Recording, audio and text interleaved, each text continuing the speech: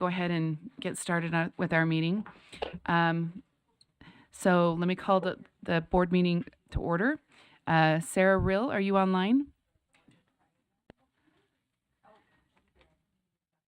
Okay, Board Member Booth?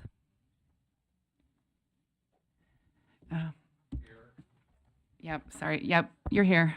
Okay, Christina Bagas? I thought I saw Christina. Okay, she's not in here though. Board Member Klein? Yes. Board Member Davis? Board Member Earl is here. Board Member Green? Board Member Hart? Yes, here. Board Member Carey? Yes. Board Member Wood? Board Member Hymas? Okay, Board Member Lear? Board Member Moss? He had to step out for a minute. And that Chair Moss did. And then Board Member Norton? Board Member Straight? Yes. Okay, and then Board Member Bogus is here. So, okay, yeah, we're going to go ahead and get started, and we will start by turning over our time to USDB. And it looks like our first item on the agenda is a contract approval for Ogden Campus Tree Ring project. Oh, yes.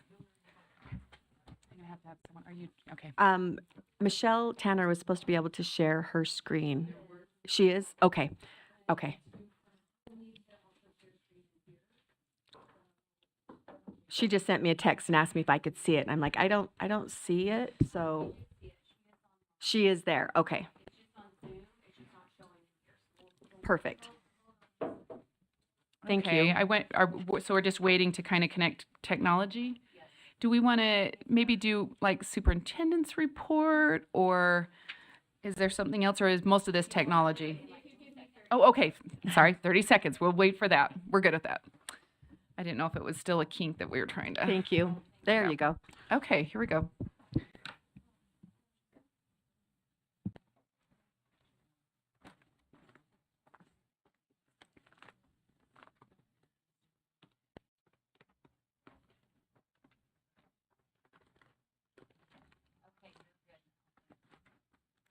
All right, and so who do I turn the time over to? Do you want me to handle this? Okay. Yeah, jump in. Board members, this is a contract. It's an item that you have already approved on our carry forward list. And essentially what it is in the middle of our campus in Ogden, we have gigantic pine trees that are beautiful, but they make the ground all unusable under them. So this will install tree rings and permanent landscaping under them so that we can grow grass up to that point, and it will look really nice and not junky anymore. Okay.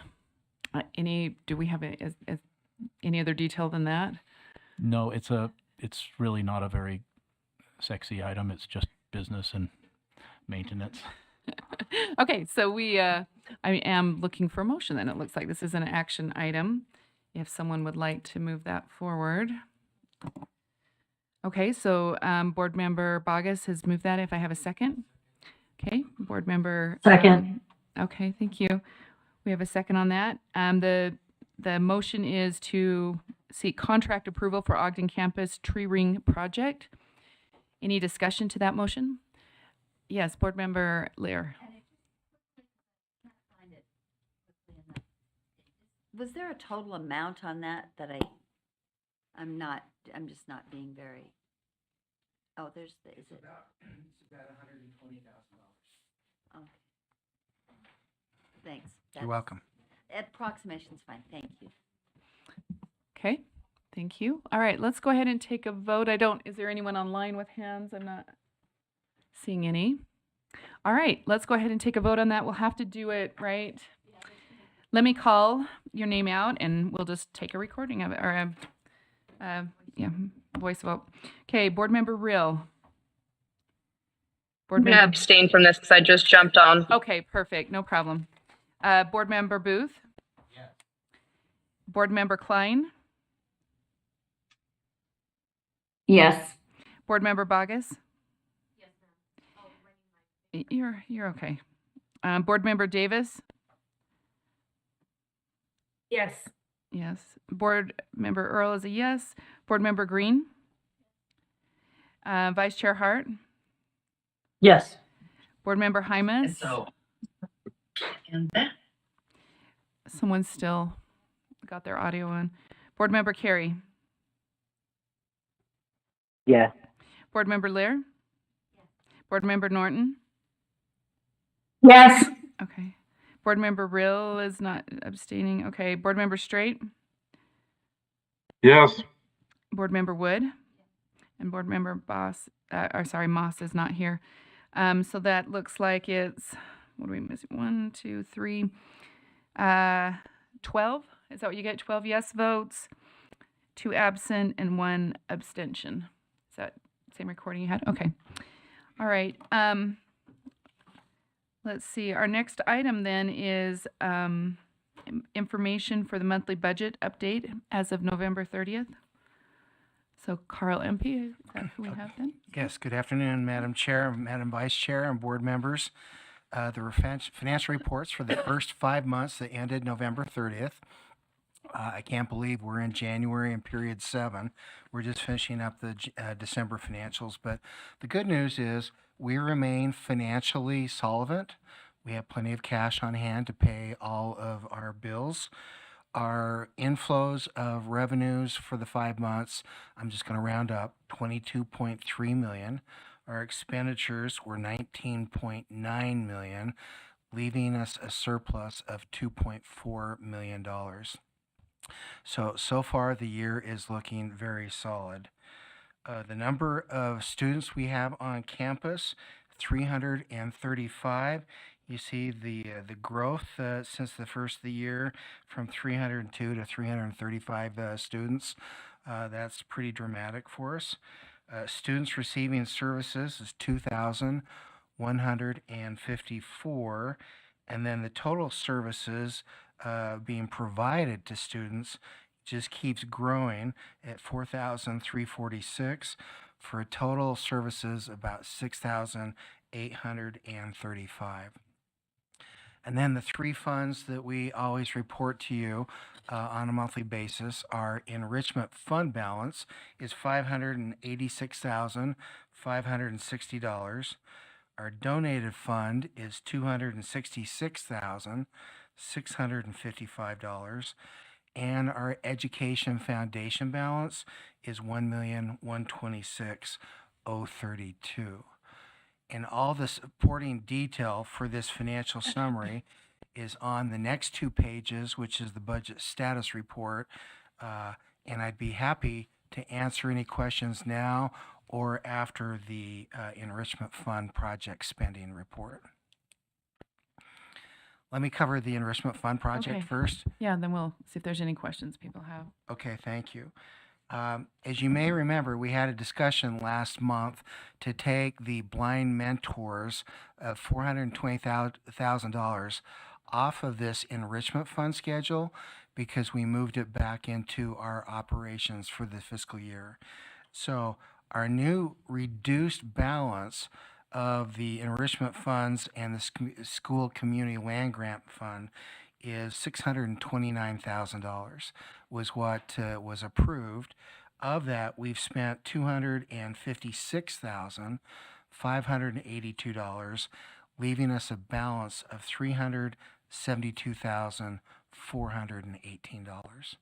So, Madam Chair, I'd be happy to answer any questions that you or the board may have. Okay, perfect. Is there anyone that has any questions? Financial questions? No hands online? Okay, no hands in committee? Okay, very good. All right, we can move to the next agenda item, which is the interpreter presentation. And who do we have? It looks like Tana.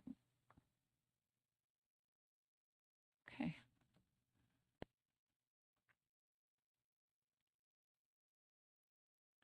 Michelle, you're muted. Sorry about that. I was trying to adjust the screen and now things are blocking. Just a second. Okay, and so this month we're going to learn about the interpreters. The interpreters have an extensive job to do. We have across our agency, we have about 50 interpreters throughout the state. And I'm going to let them present. We have a 4-minute clip that talks about that.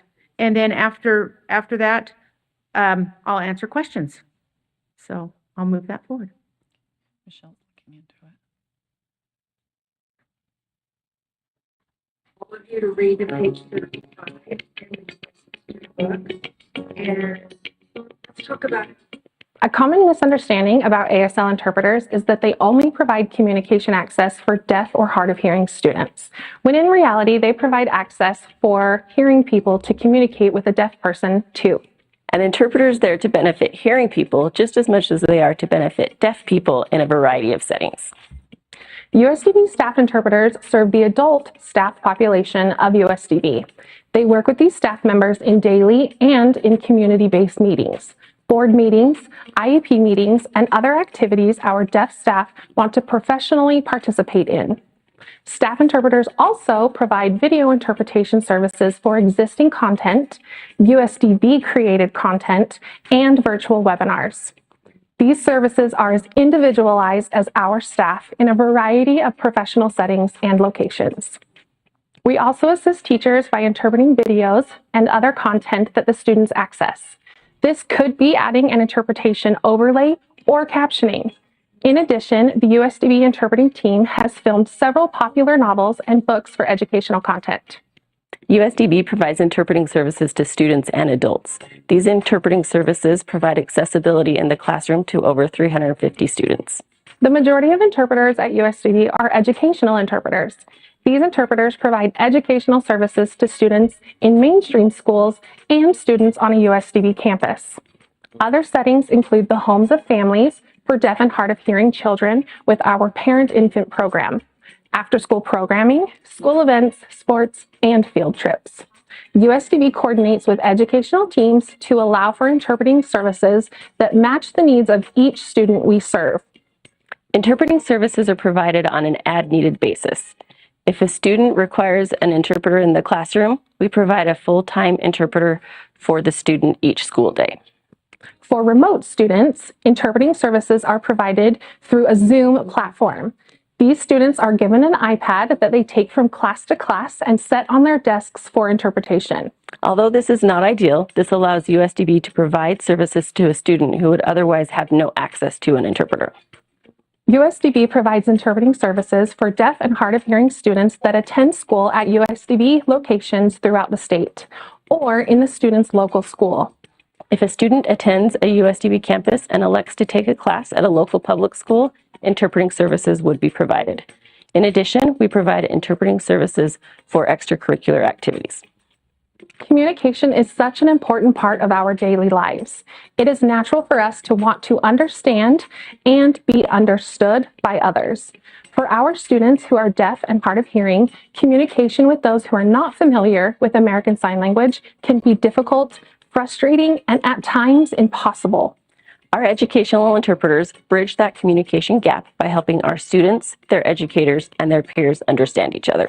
Without the assistance of a sign language interpreter, our students would not be able to access their educational environment.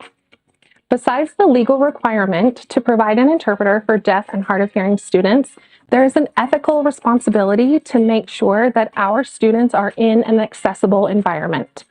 For these students in a mainstream setting, having access to an educational interpreter is vital to their success. Imagine taking a class in a language you don't know. You would be required to pass assessments to complete the course. It would be frustrating, overwhelming, and impossible to compete with those who are familiar with the language. We care too much about our deaf students to let that be their reality.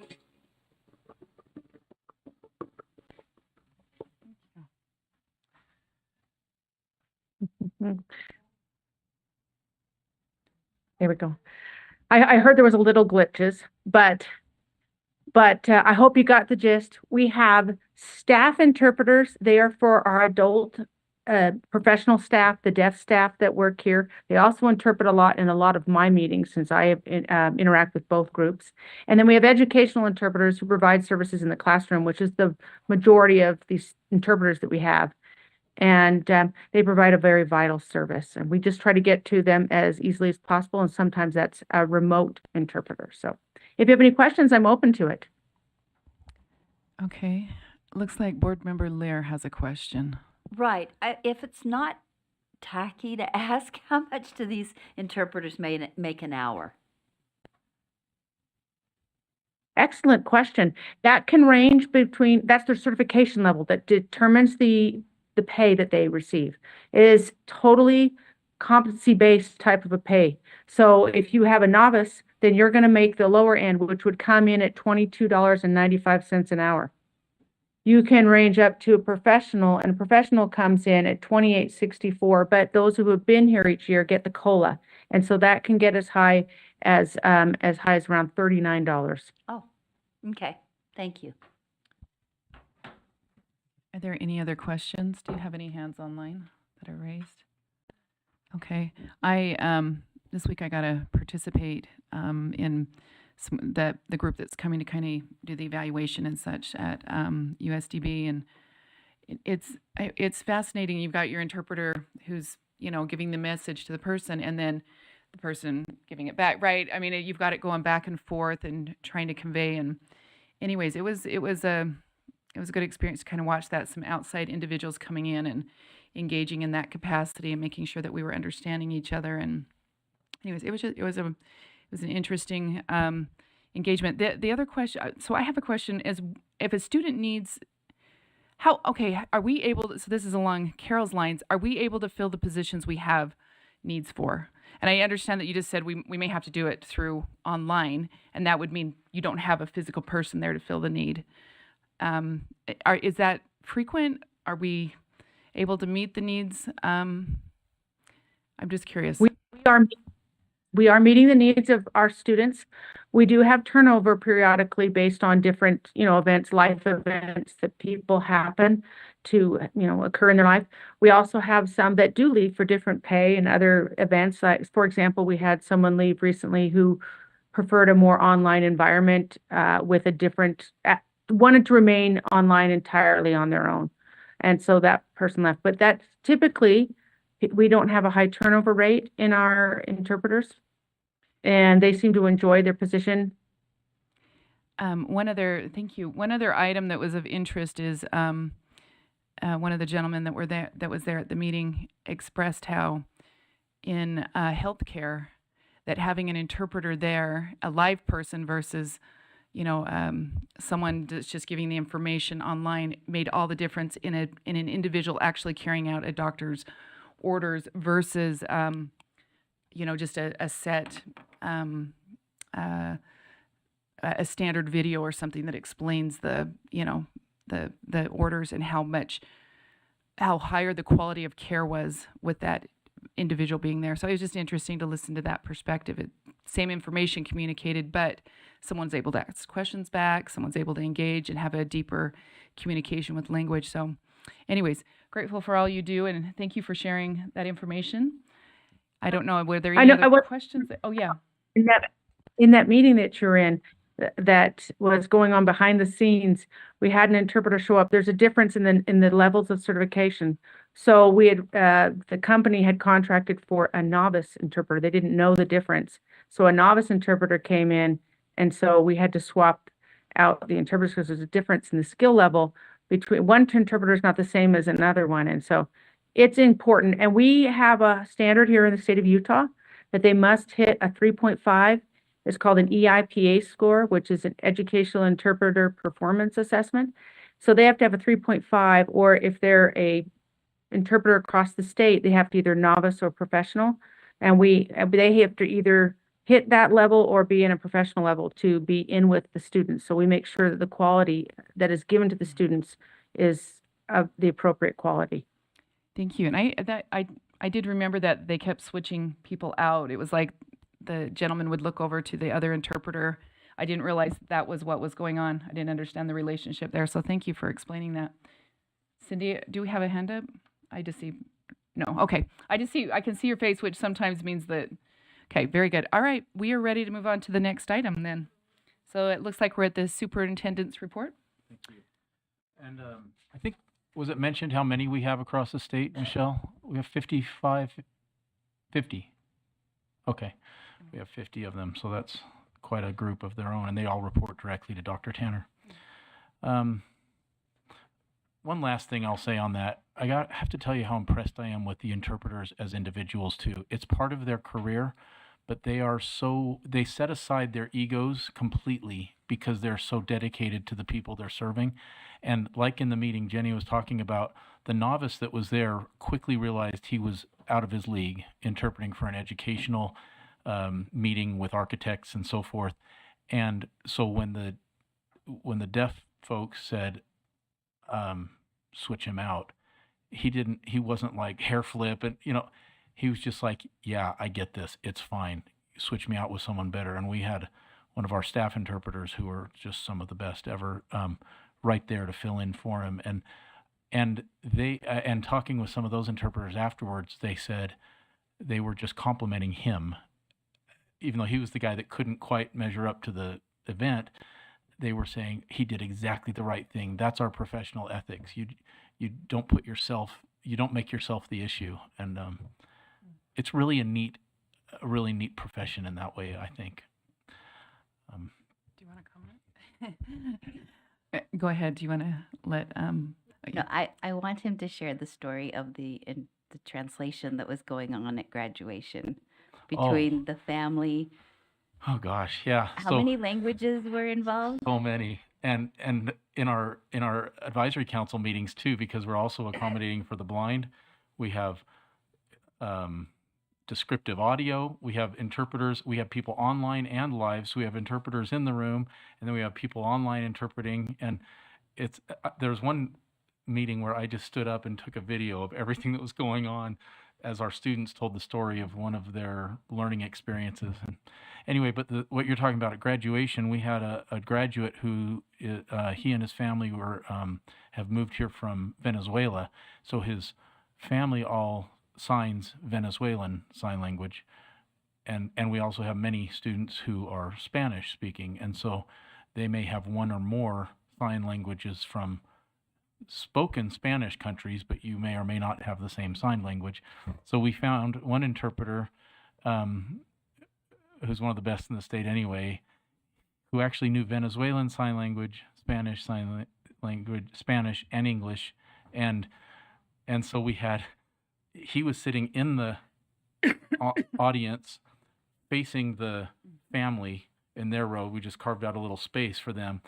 So he was listening and doing that, and finding someone who's trilingual with visual and spoken languages is tough. But even he said, afterwards, he's like, my brain hurts. And it was really neat. Yeah. Thank you. Okay. Okay, so for my superintendent's report, a couple of things. Number one, legislative session, as you are fully aware, is coming up. We have been asked to report to the Public Ed Appropriations Subcommittee a week from today, or 2 weeks from today, 1 week from today, on Friday at their PEA meeting. We will essentially be reviewing our annual report, which you have already seen, and discussing kind of the footprint, what we do, and I'm sure it'll be a very short amount of time. We will not be making legislative funding requests, so it'll be pretty straightforward, and we'll be on the docket there. Next item I had for you is, Yeah. Go ahead. I'm just wondering if you could remind us of that, about 24 to 48 hours. Would that be possible? Because it's hard to track all of that, and I put it in the notes and the whole thing, but if you would remind me, I would love to attend. Sure, I'll send you a calendar invite. I would love that, actually. Okay. Yes, I would love that. Okay. The next item I have is a report on the meeting that Vice Chair Earl talked about, which is DFCM. We've been kind of like month by month for about 6 months telling you, well, they're putting together this group to come do our plan. They did. We had a pre-meeting with them last week where they met with us virtually and said this is what they wanted to do. This week was their first trip to Utah, where they all came in from across the country. It's a group called HOK. This particular team is based in San Francisco, although several of the team members work remotely and live elsewhere. It consisted of architects, finance people. They had one blind architect. He himself is blind. They had one architect who is deaf. And then they had really great process. They have never done a K-12 school before, much less a deaf school or a blind school. Normally they work with higher ed, with large corporate partners globally. And so they come in and dig in. They are really experts at learning everything and helping from an unbiased but a highly educated perspective help make sense of things. And I'll be honest with you, I was a little concerned, like what's the outcome going to be like, which I think is just human nature to worry about. But after talking to them, I think it'll be beneficial for us in ways that we might not have even anticipated, being focused on the buildings. So what they do is they try to get to know the culture, the operations, the activities, they call them, the service patterns, and then they connect that to what DFCM actually hired them to do ultimately, which is to produce space studies or recommendations for the footprint. So no longer, it requires people no longer to wonder, well, can we trust USDB or not in what they say that their students need? Anyway, they plan to come back at the end of the month and probably one or two other times. They're going to be very thorough. They were able to visit our Ogden campus, our Salt Lake campus, and our Springville campuses, but they were not able to go as in-depth on Salt Lake and Ogden, which are the larger campuses, as they wanted to the first time. So they have specific places they're going to come back and visit. They met with all of our principals and program directors, with the associate superintendents, with our facilities staff, with our HR staff, Dave Laycock, who's obviously embedded. He's not our employee, but he's very much integral to USDB's operations, and they are leaving no stone unturned. So it's really been a great week. We cleared our plate as much as we could, and I think it worked out. So anyway, it's a good experience so far, and I'll just keep you updated on that. Next item I thought you might be interested in your Friday letter that you received. There's a former student of ours named Mariah, who's currently attending Gallaudet University in Washington, D.C. She was one of our star basketball players on the girls' team, and now she was invited to try out, and she made it to the USA Deaf Women's Basketball Team. She's a star on Gallaudet's basketball team. She's a 4.0 student in college, and you know, we say quickly sometimes we've got everything on the whole range of students, from highly academic capable to those with cognitive disabilities who have different kinds of talents, to everything in between. And she's an example of just a great success story, an awesome person, and we're very excited for her. And the Deaf Olympics and the Deaf National Games, they are really a big deal. It's not just anyway, it's something to really celebrate. They are tremendous athletes, and she's a great student and scholar as well. Let's see. Oh, and the Salt Lake Tribune and KUTV are both meeting her and her family and our staff on campus today to interview her. So she'll have more local media coverage than just our little Friday letter. Speaking of our little Friday letter, the last item I have for you is an update. We have all the numbers in from last year on our news media coverage. So during 2023, we gained no-cost news media called earned media coverage at an estimated value of $650,000, $651,000, almost $3 short of that, and reached an audience of 7.024 plus million people. So that's really great. On social media, that's regular news media. On social media, we've had 3.6 thousand people click on stories on Facebook, and clicking is it's a measurement they use because a lot of people read and scroll, but when they click, they're more involved in it. On Instagram, we had 1,500, and on X, formerly Twitter, 1,047. So that's good. And then the Friday letter itself, which is, I remember starting that after I went to a conference and I heard that another school district in the country did that. And I thought, maybe we should try that. Well, it has grown over, it's probably been like 8 years that we've done it now. People forward the email to their friends and families, and others click to sign up to receive it. So this year we have 2,616 individuals who have signed up to receive it weekly. They have opted themselves in. And the readership fluctuates from 31 to 58%. for any given edition of the Friday letter of people who actually open the email. And our Happy Holidays was the biggest one. 59% opened that. And we have a 57% clicks to open rate, which is up from 17% from last year. That's significant. And we only have a 2.1% unsubscribe rate, like when a parent leaves or they move out of state or something, and that's fine. You always have some unsubscribe. So I thought that was really a good report. And that's all I have for my superintendent report today. Thank you. I just wanted to add one comment with this group that's coming in.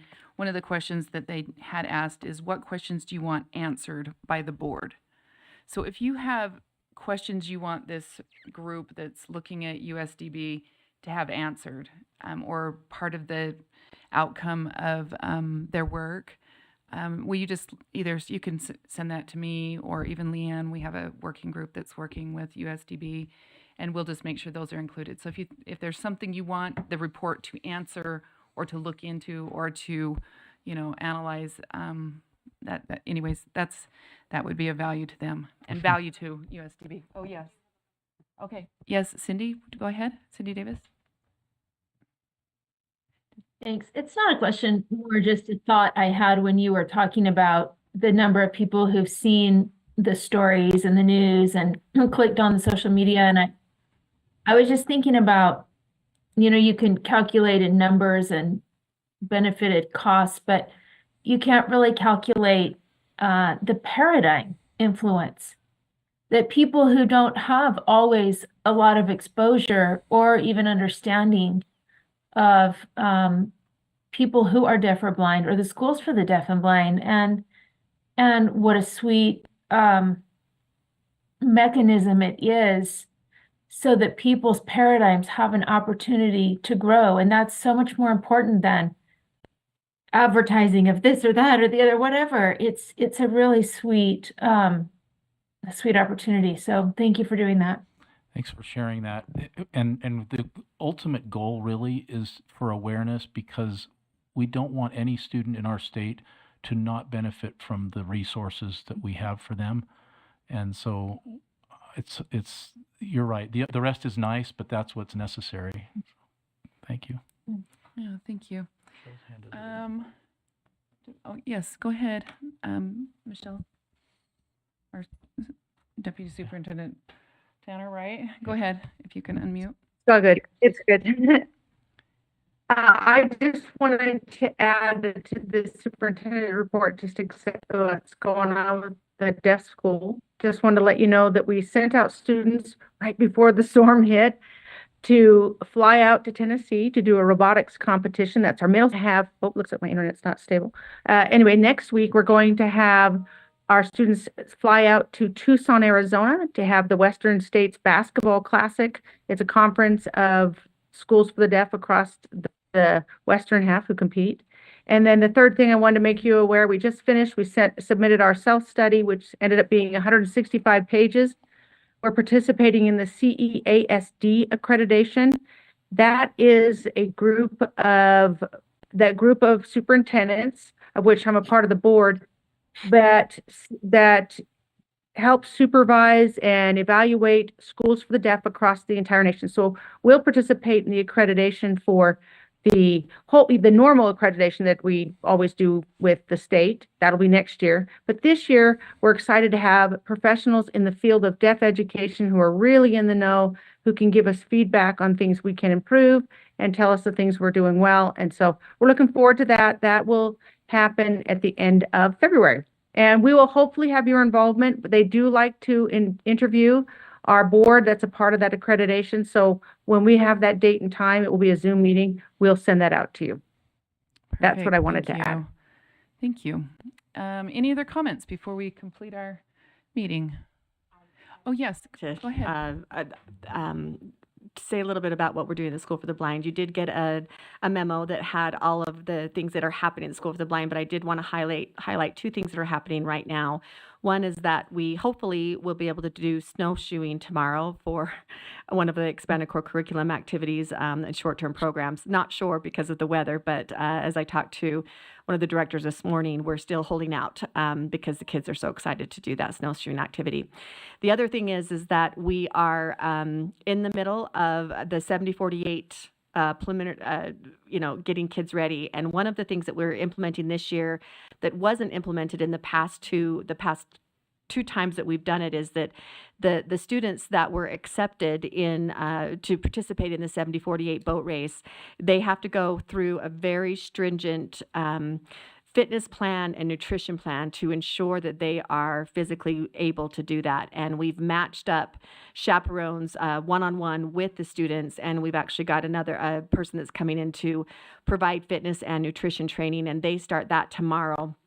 We'll then be weekly check-ins with this individual with their chaperone that they have to comply with as far as the fitness and nutrition, because one of the things we found is we can't just accept people and put them on a boat to row for 48 hours, 70 miles. And that's part of actually the expanded core curriculum lessons is part of that training and the long-term effects from what they learn.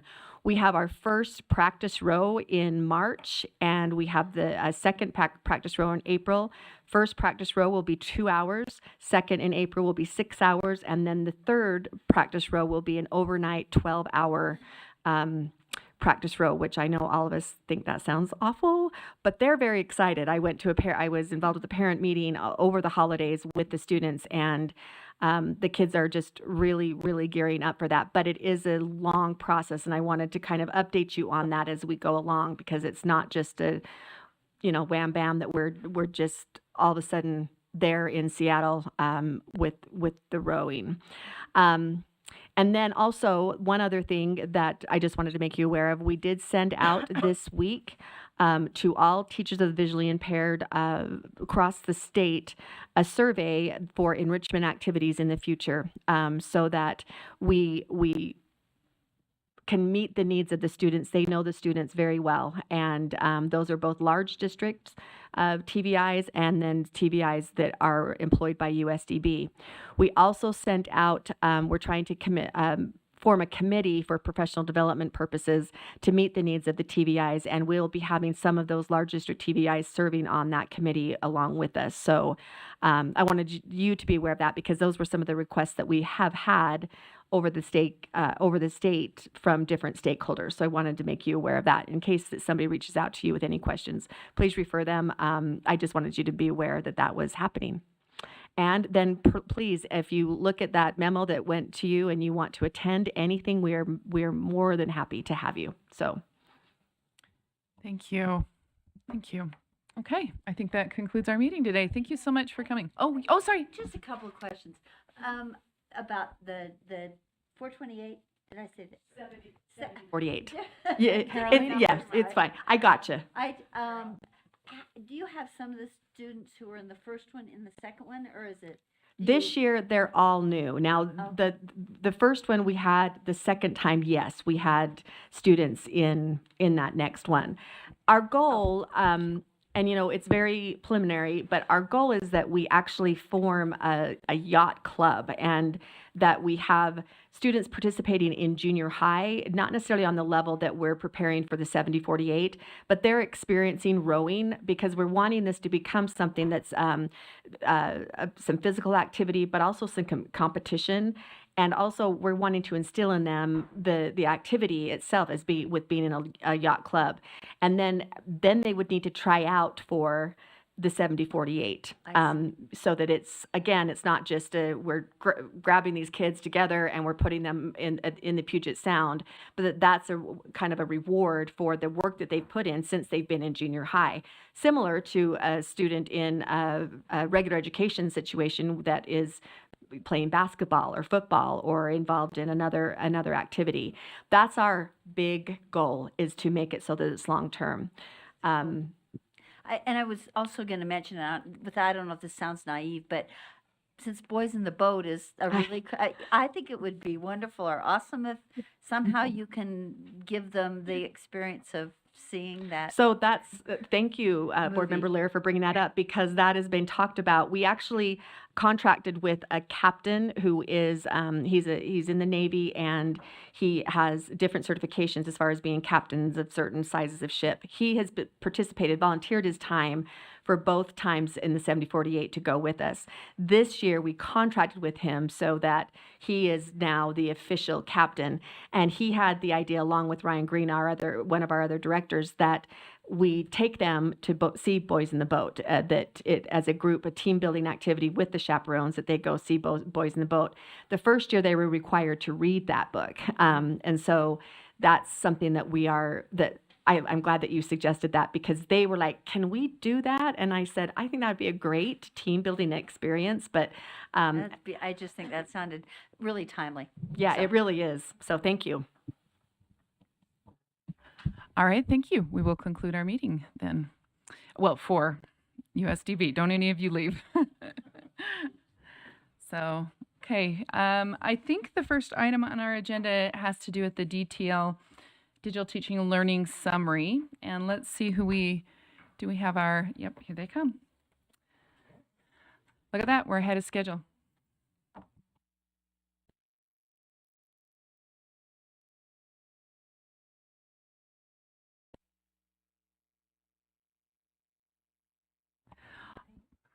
Okay. It looks like we have Dr. Melanie Durfee. Are you coming up to speak first and kind of give us the information? And I know this went through Finance Committee today, right? So nobody else has had the sneak peek other than those in Finance Committee. So hopefully I don't know if you can give a summary then, probably. I'm guessing that's the case, right? Okay. This is my first time. Do you want to push the button? Okay, you're ready to go. So Yeah. if you want to go ahead and Great. present. Can you queue up our one pager?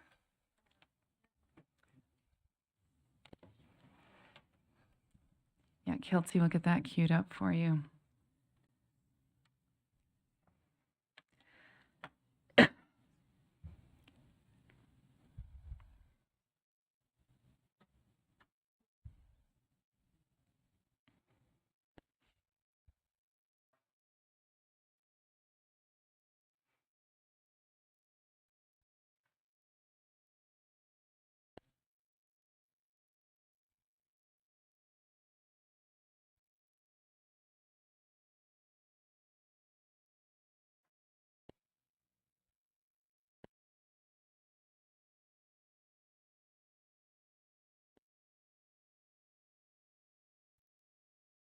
Thank Is that what you. you're looking for? Yes. Okay, perfect. In this DTL summary, first we gave a little bit of information about the financial situation, and then we talked about the value adds of DTL. First, if we move the DTL funding from the DTL program as it is now into the WPU, 86% of LEAs will actually lose funding. Daggett will lose the most. And then you will see that all of the schools that will lose, you will see that they are the smaller schools, the smaller LEAs. The larger LEAs will actually gain funding. And underneath the red circle, there's a link that says allocations by LEA. If you click on that, let's see.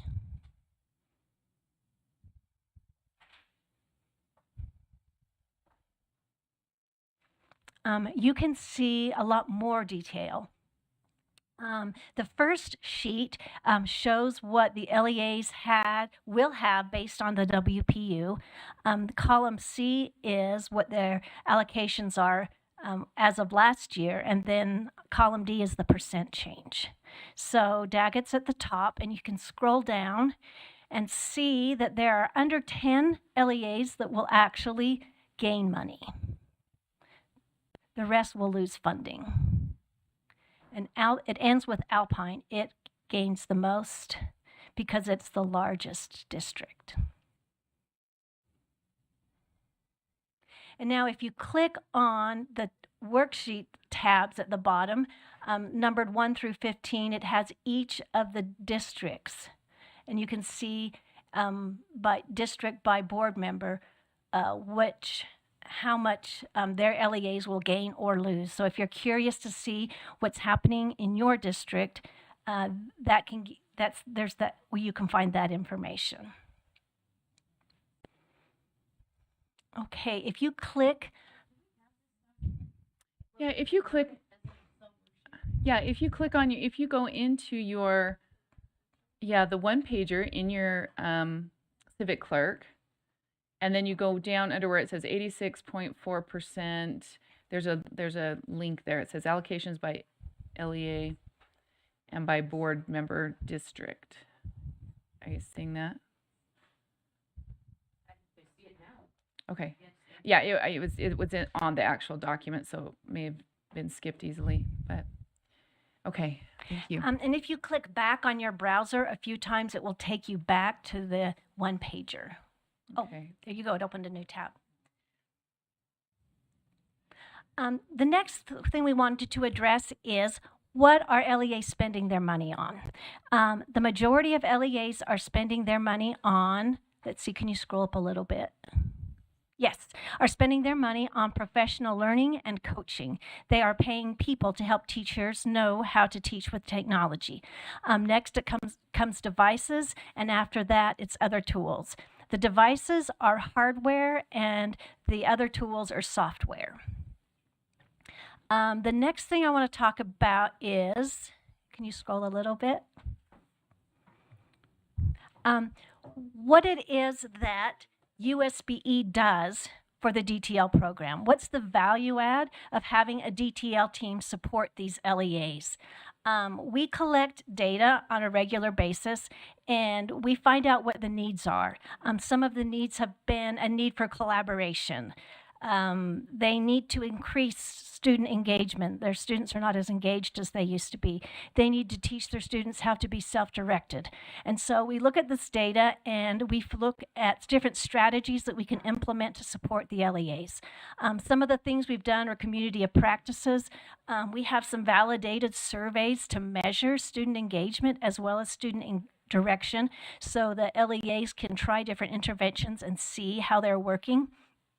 In one of our communities of practice, we were discussing how to get teachers to use Canvas. They were using Canvas because that was their only choice during the soft closure. But then when kids went back to school, teachers said, we don't want to do this anymore. We want to be in person. And the schools were like, we really need to have our students online so that everybody can have access to all the lessons. And some teachers just weren't willing to do that. And so we had a discussion about that. And Davis District said, well, we have been able to, with our DTL funds, create all of these K-6 modules for elementary teachers that are ready to load. And Emory said, yes, please. And so Davis District traveled to Emory and to other school districts to help them set up these Canvas modules. Davis did it free of charge. And they said, no, we've already paid for this with our DTL funds. We just want to share. So that's an example of the community of practices being of value to the DTL LEAs. Another thing we want to talk about is the Educational Technology Endorsement Program. So far, over 2,000 Utah educators are endorsed in educational technology. As I mentioned earlier, we collect a lot of data. So the top chart, if you click on it, you can see it will expand and it will be bigger. You can see we collected data as to what teachers were thinking about AI. And the information we found out was that very few teachers were excited about it, and they were really, really worried and fearful, and they weren't sure what to expect. So that data has really driven our direction in trying to educate teachers and LEAs about AI and how to keep students safe while using it. So that's an example of the data guiding us. The last graph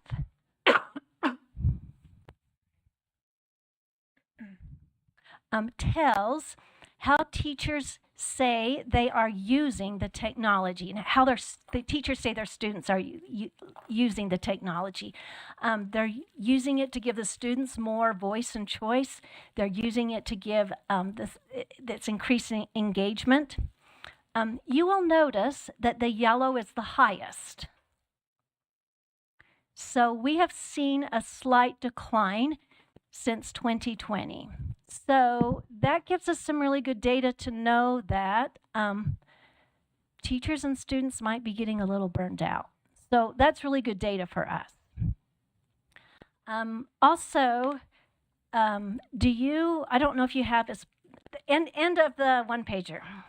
Do you have the letters from Davis District and from Senator Stevenson? Do you have those letters?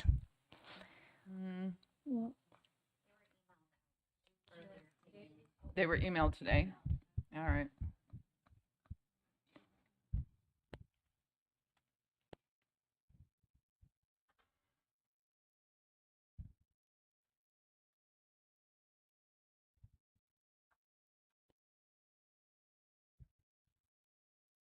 What's that? Oh, sorry. Is there anything more? I thought you were going to. I wanted to know how to get access to those emails because I think that it would be relevant to read parts of it, excerpts. Okay.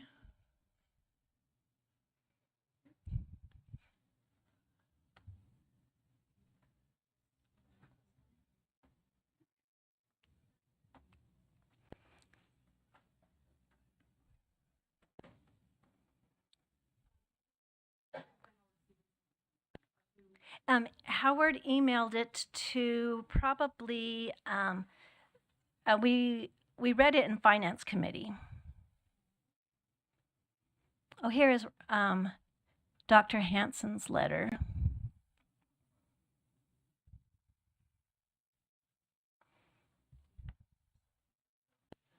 Was there some section of that you wanted to draw attention to? I think what I'd like to do is read the 6 lines, not everything in the 6 lines, but just the first sentence of each of the 6 lines. Okay. Could that be made just a little bit bigger? Okay. Is that good? Yes. Okay. Dr. Hansen sees DTL as a value add for Davis School District. He gives 6 reasons. The first one is development of a comprehensive, data-driven, and outcome-focused technology plan that is updated every 5 years. Number 2, partnership with the Materi Group has enabled local education agencies to formulate effective plans and utilized advanced data analytics. 3, this work has been recognized nationally at the Council of Chief State School Officers. Number 4, the collaborative and transparent approach organized by USBE and adopted by all LEAs has fostered a robust support network. 5, the DTL program has catalyzed instructional innovation within Davis School District, leading to our recognition as a leader in educational technology. 6, during the COVID-19 pandemic, the DTL's program support was pivotal in keeping our schools functional and accessible, setting a benchmark for instructional access nationwide. I wonder if Chair Moss knows how to access. I know the letter from Senator Stevenson. Oh. Okay. Do you want to read it? I don't know if you can read it. Okay, and it sounds like Senator Stevens actually gave a public comment during your meeting, and maybe not necessarily a letter. Maybe there is a letter out there. I'm not. It just looks like that's not the case. It was more of a public comment, but it said many of the same things that they said in the Davis letter. Right. Would that be accurate? Okay. Almost. Oh yeah. We have the letter right here. If we could read it. Well, no.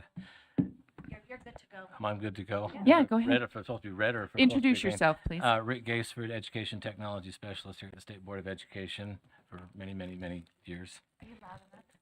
I would hope that my voice carries. He actually wrote an op-ed that was published in the Deseret News this past week, and that I think was sent out as well in an email. Anyway, in this op-ed that he wrote, he wanted to really highlight some of the great things that are happening in education in Utah. Among those being that Utah was the first state to come up with a statewide digital teaching and learning program and master plan, which we did almost a decade ago, and how that has over time has prepared us and helped us as a system to be able to be prepared to when COVID came, that we didn't have to do like so many other states scrambling. What are we going to do? We already had things in place. We had spent many years in already starting to put out the right tools, build the proper infrastructure, start the professional learning of teachers, so that when that event happened, we were able to pivot and within days being able to have education continuing until such time as we could return back to classrooms safely and that. But he highlights many of the other aspects of that, that Utah was singled out by the Stanford Hoover Institution as one of the, as Utah was the only state that really had no learning loss statistically, and that from COVID and that. And a lot of that was attributed that we had the technology in place, the resources in place, and the training that had been in place. We were also noted by, Utah was also noted by, through the Education Commission on the States gave Utah the 2021 Frank Newman Award for State Innovation in recognition of Utah's commitment to expanding digital learning across the state. And these were just some of the things that he highlighted of the good practices. Not at all, but technology has certainly been a driving force in helping us to be able to move forward as a state and to be able to provide opportunities for our students that we would be able to say are compared to put our students on par with anybody almost anywhere. Thank you. I'm wondering if the best pivot is to go to finance. Yes. Okay. Maybe our finance chair and indicate what took place in the meeting today. I'm thinking that might be best. Board Member Norton, Chair Norton, are you on? I'm on. Would you mind speaking to what took place there and if there's any recommendations coming from your committee?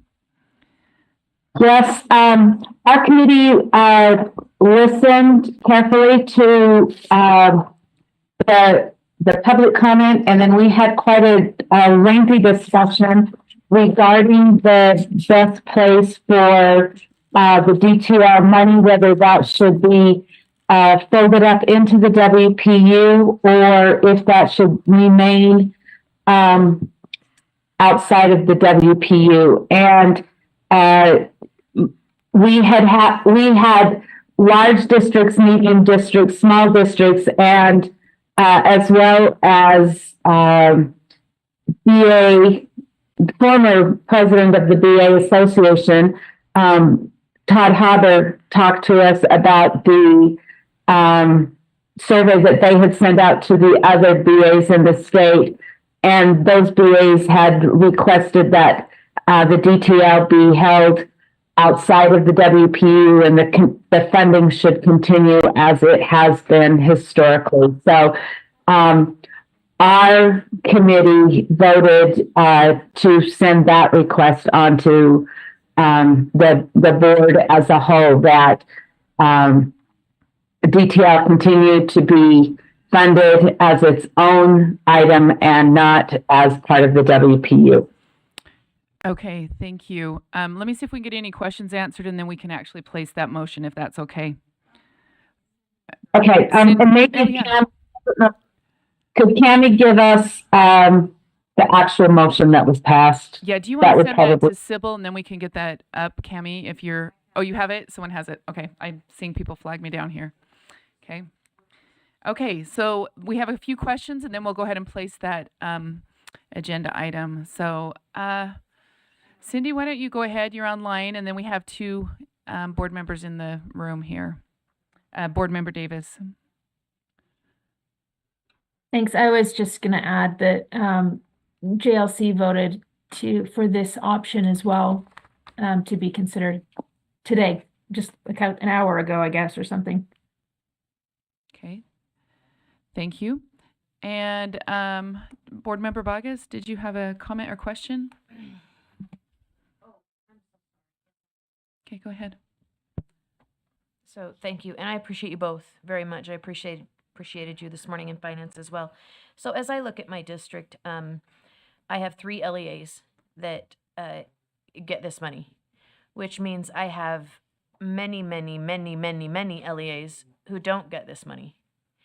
And my understanding, as just a general statement, is that part of the reason is that the process and application is extremely cumbersome and just simply not worth it.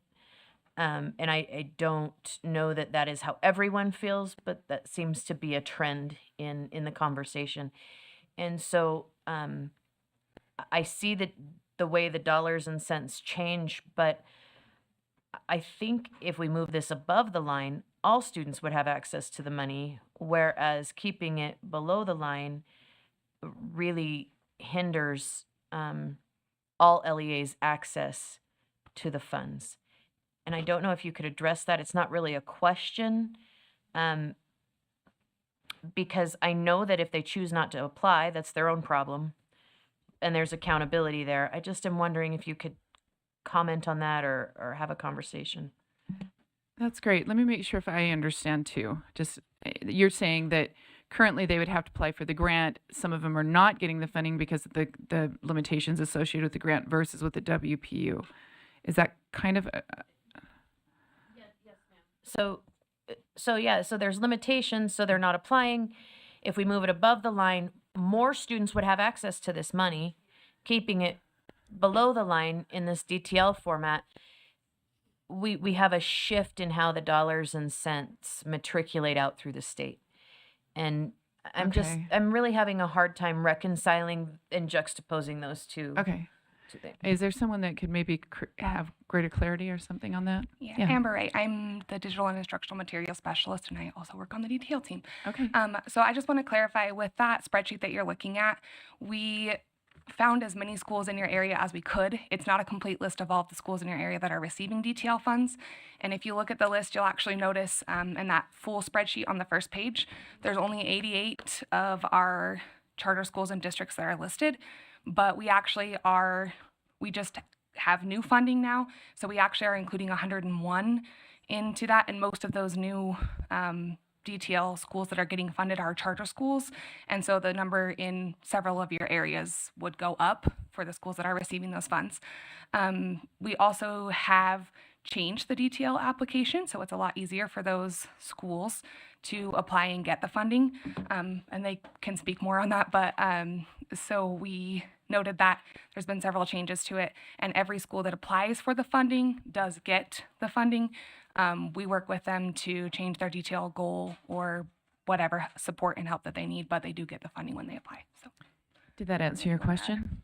A little bit, yeah. Okay. Board Member Laird, did you have? I had 2 questions, just brief ones. First, one to Chair Norton. What was the vote in the Finance Committee in terms of wanting this to stay separate as opposed to part of the WPU? Chair Norton, do you have that? I think it's 4-1. Okay. Member Vargas voted against it. Okay. 4-1. And that's good. Thanks, Kristen. And then the second. Well, oh, go ahead. That's okay. Go ahead. Oh, you don't have more? Well, I'll answer your question. Okay, she has her hand up, but I think she's on to something else. If you wanted to finish, Board Member Laird, then we'll go to online hands. Oh, sure. And then the other question is, it sounds like in your last statement that you help LEAs who need help with the grant application, so that if it is cumbersome or difficult, they can get help if they just ask you. And which I think is exactly what we should be doing. We want to be a resource. So I hope that the LEAs who aren't getting the money they would like to get would appreciate that the USBE could be a resource to help them do that. Can I ask? Oh, yeah, go ahead. Press your button. Yes. I think I would know. Yeah, I was gonna say, get with the technology, Come right? on. I'm always befuddled by sound systems and microphone buttons. um, our goal from the very beginning of the program, because the detail program is a little different, it's not a competitive program, it is a qualifying grant program. If an LEA wants to participate, we will help them to make sure that they get their application across the finish line. And over the last few years, we have been streamlining that application to be able to remove a lot of the requirements, as someone mentioned in the finance committee, so that it's not writing a doctoral dissertation anymore, but rather just getting to the essence of what it is that they need to be able to do with the technology. What they would like to be able to do with the technology to achieve the goals that they have. I think that's one of the key components of the DTL program, is it really starts with them setting a goal. One of what are their educational goals? What are they hoping to achieve with their students? And then how can the technology be used to support those efforts?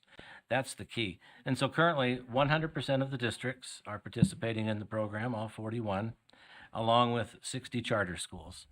And as we've had some additional funding through some other sources, and that to be through you, and that allocating some resources to be able to make that happen, to be able to bring on more charters. And as we're currently working with several right now in the writing of their applications, so that they can continue with they can enter the program if they so desire. No one's being forced to enter the program. It's there for them, and we will help them to qualify whatever it takes. Perfect. Board Member Lair, did you have additional? No. Thank you for those answers. Okay, and I have one question. How much of our funding goes unused? If you're saying that it's just a matter of applying. $1 million each year that it's not. Yeah. Do we pretty much use it all up? Yeah. Yes. Usually it's about 10,000 to 15,000 that goes Oh, unused. okay. And then every as soon as we get up to 100,000, then we redisperse it. Okay, thank you. I think online we had two hands. Chair Norton, yours is up. I was just going to say, and Deputy Superintendent Scott Jones or Dale Frost could speak to this better than I, but they did mention that if this goes up into the WPU, the money is no longer set aside for DTL. It is just dispersed out for any use. So the DTL program, as we know it, would no longer be there. And if the districts wanted to use it for that, they could, but we would not have a DTL program. Okay. Cindy Davis, did you have a comment or question? I just wanted to add again that we have worked pretty tirelessly to create streamline and simplified application processes for DTL. It has been a beast. I think that is an appropriate comment that was made earlier. But in addition to streamlining the DTL application process, we also, as a board last year, advocated for additional monies for admin for our charters. And I'm a champion of that, and I will be again this year, because it's this very type of thing that we don't want opportunities to be given only to those who have the manpower to apply or to oversee. We want this administrative part not to be a roadblock, but for all to be able to participate. This was good points made. Thank you. I know years ago I sat on a community council, and I remember sitting as middle school, sitting in our meeting, and someone presented, we'd like to buy this technology thing for our classrooms, but we don't have any money, so we're just going to we're going to wait till they discount this and they're no longer using it and supporting it, but it was interesting to listen to the dialogue, because it was really no plan. I don't know if that makes sense, and I think that's the difference of what you're saying here. They need a goal, they need a direction, not just buying technology to buy technology, right? And I just remember thinking when I left that meeting going, don't waste the money on that, right? Because in another year, first of all, we're not going to be able to it's not going to be sustainable. It was just cheap, right? We were able to get it cheap, and people had been using it, but it was going out of date. So I think there's an important element to that thing, to that piece. I mean, there are disadvantages though in not rolling it up, right? I think in the WPU though, it does end up gaining inflationary money, right? So it would increase, but then it does lose its title. It loses its the key things that have held it together too. So there is that plus and minus. Matt Hymas, did you have a question or comment? Well, I just interested talking about technology. I think I shared this, maybe not here. My father was in a master's program for classroom technology. I think I shared this with Kristen. Anyway, when he was doing that, the technology was overhead projectors. So technology changes all the time, right? And so I know that this grant is to help LEAs stay on top of things. I know I mentioned last time we discussed this, that every LEA, regardless of whether they've applied or not, is in this program. We're all doing digital teaching and learning. We can't get away from it. There's no way to avoid it. I see the paperwork. I see the, right, like here's who's going to get the money and here's who's going to lose the money, right? It's all very well designed to push us in a direction. To me, this is one of those programs that probably never should have been ongoing. It should have been like, yes, let us help you get on your feet, get set up with digital teaching and learning, and then we're going to absorb it into the WPU. I don't know, maybe that's not here right now. Maybe that's a down the road. This thing sunsets in 3 years so that schools don't just have that money gone next year. I'd be in favor for something like that. But I mean, I want to be kind. The picture that's painted is grim, right? Of saying, yeah, go ahead and take it. Here's what's going to happen to all these schools that you represent. You've put me in a tight seat here. But I do hope that maybe we can look at this in the future and recognize that, again, that all schools are doing this. It is nice to give those small schools, charters, additional money for admin to do, you know what I mean? We're giving you money Economies of scale. to now do work to make more money, right? And so it's just kind of, I think you get it, and I understand that there's a lot more involved than just this surface level that we're looking at. There's lots of dominoes here, but I think that the work should be done to start looking at sunsetting this in the future. Was there any discussion in committee about what that would look like long-term, some kind of a plan? Or was that more just this year looking at where that funding needs to go? I don't know, Chair Norton, was there any discussion around that? There was not discussion on that. The issue I think that sent us in the direction that we did was, one, you know, even these large schools that were set to gain so much money said it you know, they recommended that it be kept outside of the WPU. And that had a lot of weight because, you know, that was money out of their pockets, and they still felt like this was an important thing. And a lot of it is because that learning part of it, as we all know, it continually changes. You're never finished with that, and that this is a good focus for that. The other thing, I think that our discussion centered around was the fact that would that deprioritize some of the advances that we've made. And, you know, we kind of question, you know, when you're leading the nation, you know, why are we changing? This program's working. And it doesn't seem like a great idea to jump ship when you've got such a good thing going. Okay, Chair Moss. I had a question, a comment. The question is, those figures you shared with us, all 41 districts, about 60 charters, what has that been the last couple of years? And you may have said that. I'm sorry if I missed it. Okay. We've added charters every year for the last 8 years. Nope. 8 charters per year. about 8 charter schools per year. The 41 school districts have all been in since the second year of the program. Okay. Are And you and seeing? have continued into that program. Gotcha. Are you seeing an increase with the streamlined application process? Or is it too soon to tell? Is that, I mean, it sounds like there's been a fairly consistent upward trend. Are you expecting a little bit of a bend in the curve because you've made it easier to apply for that money? Yes, we are experiencing a bend in the curve. Well, all right. That's, I mean, we've been talking about this about 1.5 years in the Reports and Requirements Task Force, and then applications was brought into that last year as one of those things that just piles up on your desk and it makes it so you can't go after good money because it's so complicated. So thank you. That's nice to hear. If I might, have permission.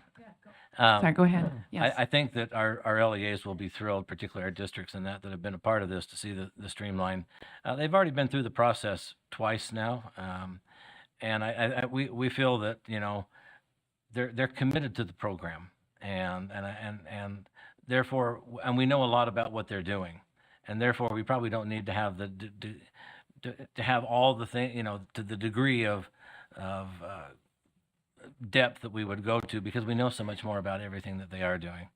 And I think, you know, maybe I just might add, you know, to Board Member Hymas and that your comment, yes, all districts are doing digital teaching and learning, whether they're participating in the program, although the vast majority are. This is really probably, the $20 million is a significant,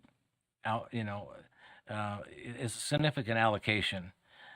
But it's certainly not all the money that is going into technology in the districts.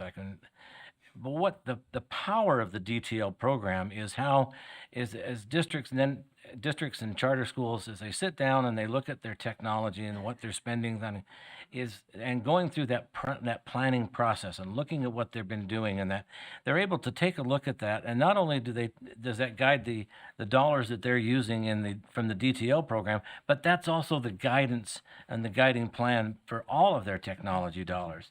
And that was one of the highlights that I think that Dr. Hansen from Davis District in his letter to the board was trying to put across, is that the DTL program has helped them and their planning process for that to be able to then plan for all of the allocation of technology in their district, and that, so that it's all being focused on the right things at the right time for the right reasons. Can I do a quick follow-up? Yeah, go ahead.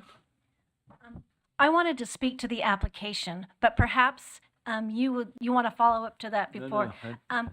So the application process was very arduous, and one of those reasons is we asked LEAs to come up with goals that were student-centered. So the LEAs who came up with goals that were, we want every kid to have a computer, they had to come up with a different goal. They had to come up with a literacy goal or a math goal for a certain grade band. And so for some LEAs, that was really hard for them. So the application is goals, and it's also some assurances. The assurances are that you have a data privacy policy. So LEAs who didn't have a data privacy policy, that was a lot of work for them to do. They had to have a digital citizenship plan if they didn't have one.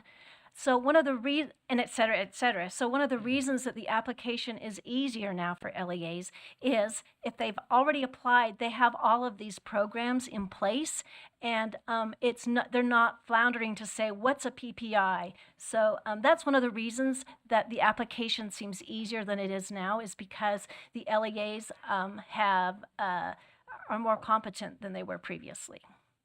Awesome. Can I? Yeah, go follow-up? ahead. One more I'll follow-up. just real quick follow-up. I think one of the other interesting parts, and I was just talking with you guys out in the hall, is the support in the use. Professional learning is a big part of the program as funding, as I think we saw this morning. And, you know, so I've watched my kids. So I've got 5 kids in public schools, now down to 2, but they all came up in this kind of era of having this stuff, which was wonderful when it was used right. And sometimes it became, here's a tablet, explore the Civil War, and give me a PowerPoint. And you got a couple little, you know, cartoony figures, and okay, great, you know, we collaborated, and here you go. And there's some use to that, but sometimes it becomes a substitute for the depth that you want to see, right? And so that's part of what I see as the benefit of the program, is the the training and PL of how to do this best. And I know ULEAD is looking at that. I think we got a partner, Utah State, kind of who's killing it in terms of not just implementation and getting it in the classrooms, but how do you use that? How do you, use your pedagogy to get that stuff to be the servant and not the master, And so anyway, that's just a thank you to that part of it. And I had the same concerns as Chair Hymas. I think with GPT and some of this other stuff coming along, there's still really good value to that guidance, but I would hope at some point it's so embedded that we do roll it up. I mean, I think generally that's where we want to be, is trusting, getting it in there so everybody understands the value, and then kind of trusting them, but being supportive. I would assume if it's rolled up at some point, our DTL program would still be there to support them in doing it the best way possible. So those are just my comments, but thank you for your information. Yeah, quick comment, and then we've got two more, and then we're going to get a motion and move forward. To that point, I've been doing education technology, I think, for about 35 years now. And I'm still waiting for that day to put myself out of a job, I guess, is the idea. I may yet retire before that actually happens, but what we are right now, and I think one of the things that why is the DTL program important today? We are really in one of the 3 transformations that I have seen in 35 years. With the advent of ChatGPT or generative AI or whatever term you want to use, this is a major transformation in the use of technology, and it's transforming not just the educational system, but it's going to in our personal lives and in the things that we're doing. AI is going to be it's transformative. And there's only been a couple of other times that I've actually seen those transformations. And this is all the more reason, I think, right now for districts and schools to be able to have a program that they can sit down, they can plan, and that's going to help them to be able to take advantage of these tools in a proper way. Okay, thank you. Brent, did you have your hand up? Brent Straight? I think it was up. Are you ready? Do you have a question? Well, I think everything got covered. I just wanted to, I thought I should say something since I'm on both reports and requirements and finance committee. I support leaving the funds where they're at, and I think there's lots of wisdom in doing that. Anyway, I just wanted to lend my voice that I support what came from the committee. Okay, thank you. Board Member Bogus, you had another comment or something? Yeah, I just have a quick question. I believe you said something that a requirement was they had to have a digital citizenship plan. Could you tell the public what that is?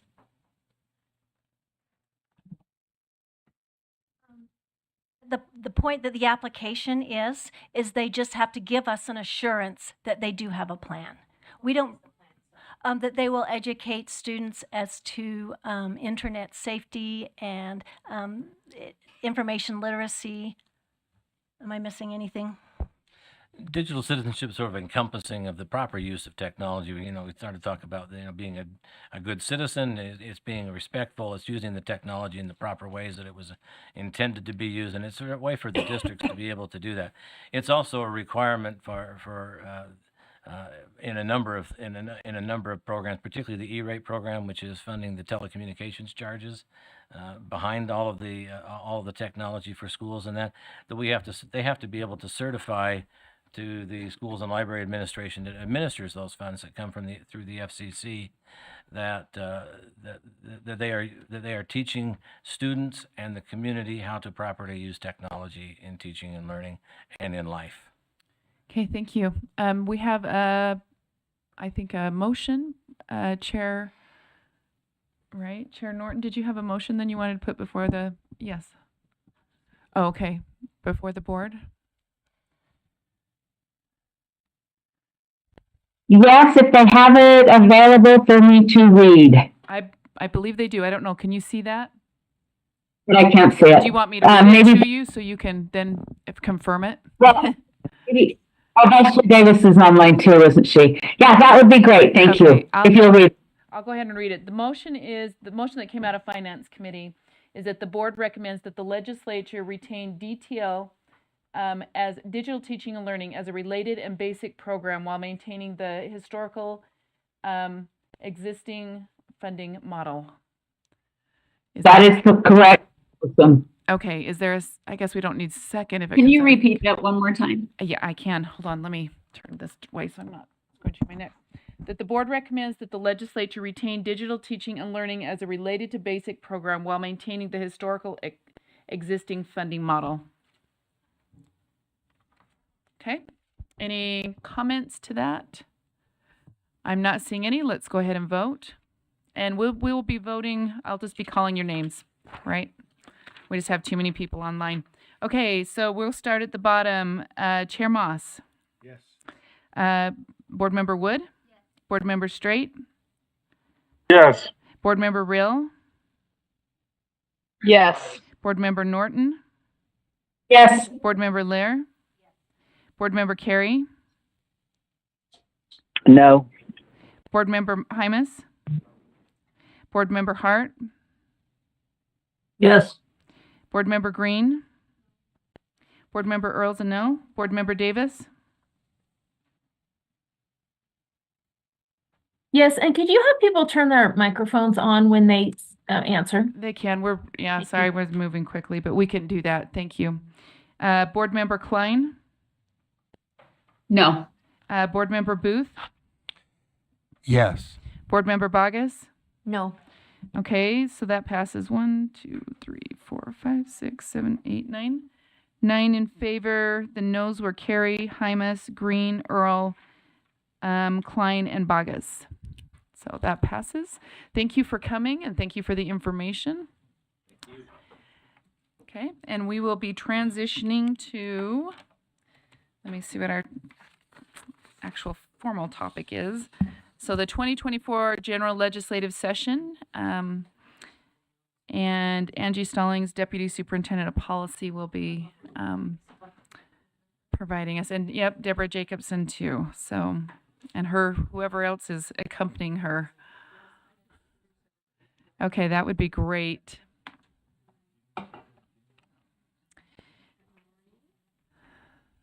So I just want maybe kind of, if we can keep in mind a time frame, roughly around 3:30 is when we look at completing. So this is just board information. So if we ask a lot of questions, which we can ask, then there's other things that we may not get to. But anyways, so just keep that in mind. Go ahead. Thank you, Vice Chair Earl. Good afternoon. I said morning a moment ago, but good afternoon, everyone. So this legislative review item, thank you to all of those of you who did respond to the email survey. What we'll be covering today is informed based on that survey. One change that we made to the order of things for today's agenda item is due to the fact that you did not get to the funding item yesterday under the 2024 legislative session preparation. And so what we're going to start with is Deborah and Dale are going to provide an overview of the information they were going to share yesterday under, I think it was agenda item 11.1.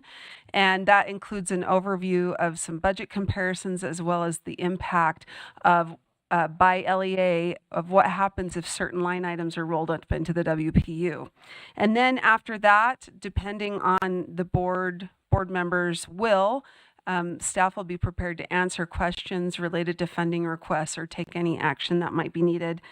If there's time, then we'll move on to a legislative overview, which I will do, including the website and some other logistics, and then answer questions, just general questions, which was requested. And last, if we do have time, we will move to a review of bills. We have a bill list, which would be similar to what we'll be doing each Thursday during the session. Just to note, there's a lot of documents that recently appeared in backup. The majority of those documents are actually in backup for yesterday's meeting, the agenda item on funding. I think it's 11.1. So these documents, although they're new to this agenda item, they were in backup for yesterday. And again, we're just moving that discussion over to this time. So this one, you can be on today's. We moved all the documents that we think are applicable from yesterday over to today's. So with that, Madam Chair, if I may, I'll turn the time over to Deborah and Dale to start the funding. And then after the funding's done, we'll move back to me. Perfect. Thank you.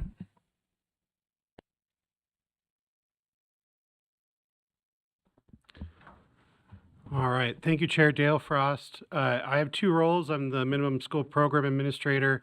I'm here under my second role, which is your fiscal policy analyst. Kelsey, are you driving? It looks like we missed one document. I don't see one titled MSP balance comparisons. So it's okay. We quickly wanted to just, for an information basis, if you can go to that very quickly. All the others, as far as I can tell, are on today's agenda.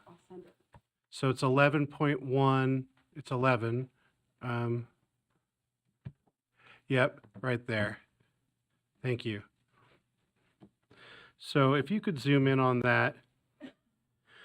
We didn't have time in Finance Committee to go over what we call the mid-year updates. That's when we true up the largest budgets that the board oversees. These are all funds that go to LEAs, moving from projected student counts to actuals. So these dollars are the program balances before and after doing that. I would just quickly wanted you to, if you can scroll to the bottom there, Kelsey.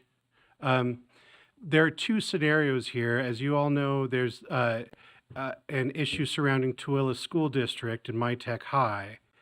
What I did was run the numbers both with the prior year plus growth hold harmless for Tooele and not. And you can see the difference is $47,440,000. You've heard from them that it's a $50 million problem. That's correct, because there are some other programs that don't affect program balances, but reallocate amongst LEAs.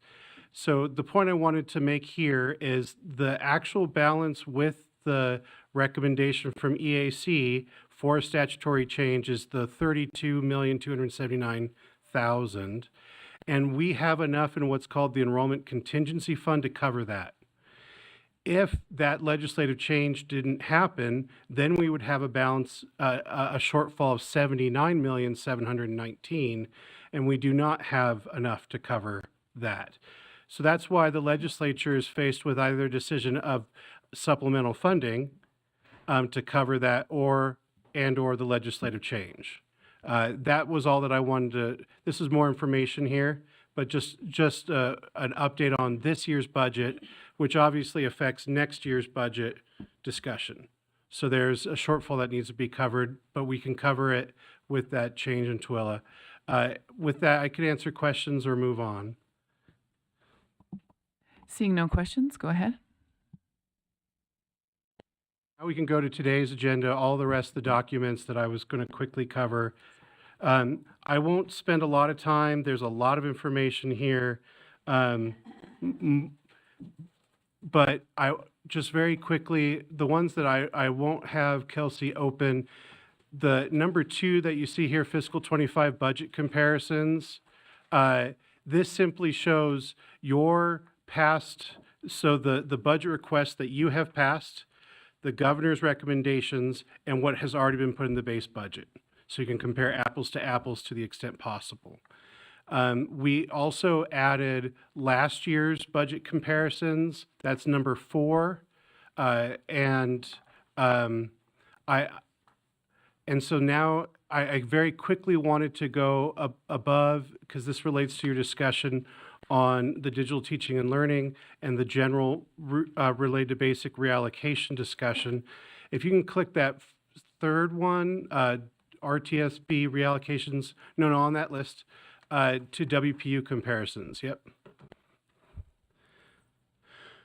So what you have here is this is if all of EAC's recommended, so they pulled out, was it 8 or 10 programs, 9 programs?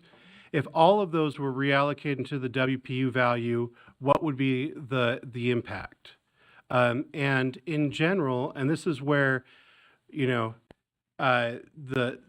tricky decision as policymakers that you have and legislators have, we want to minimize admin burden, but if we directly reallocate in the WPU, what that tends to do is it gives more money to the larger districts and reallocates from smaller districts.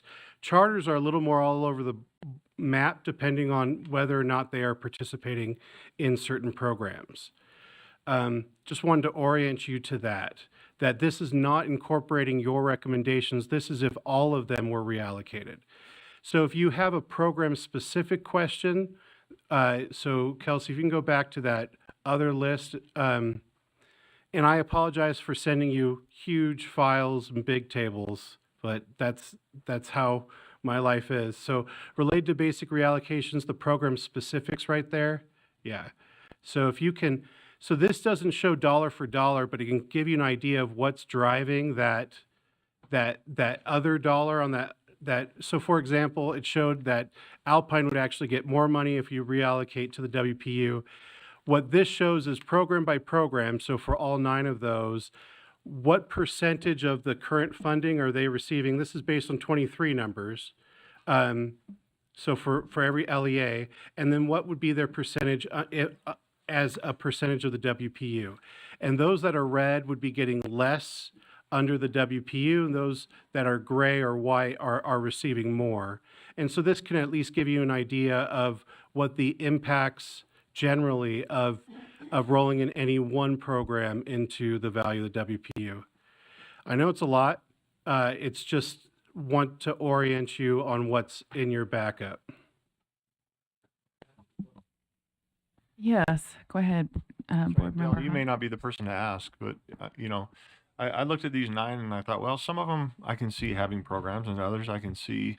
Again, for me, if every school is already doing it, then it's like, why are we having them jump through hoops? Just help them out. And when I look at risk students, gang prevention and intervention, I'm assuming that it's not necessarily just at-risk students and gang prevention, but are at-risk students in every LEA?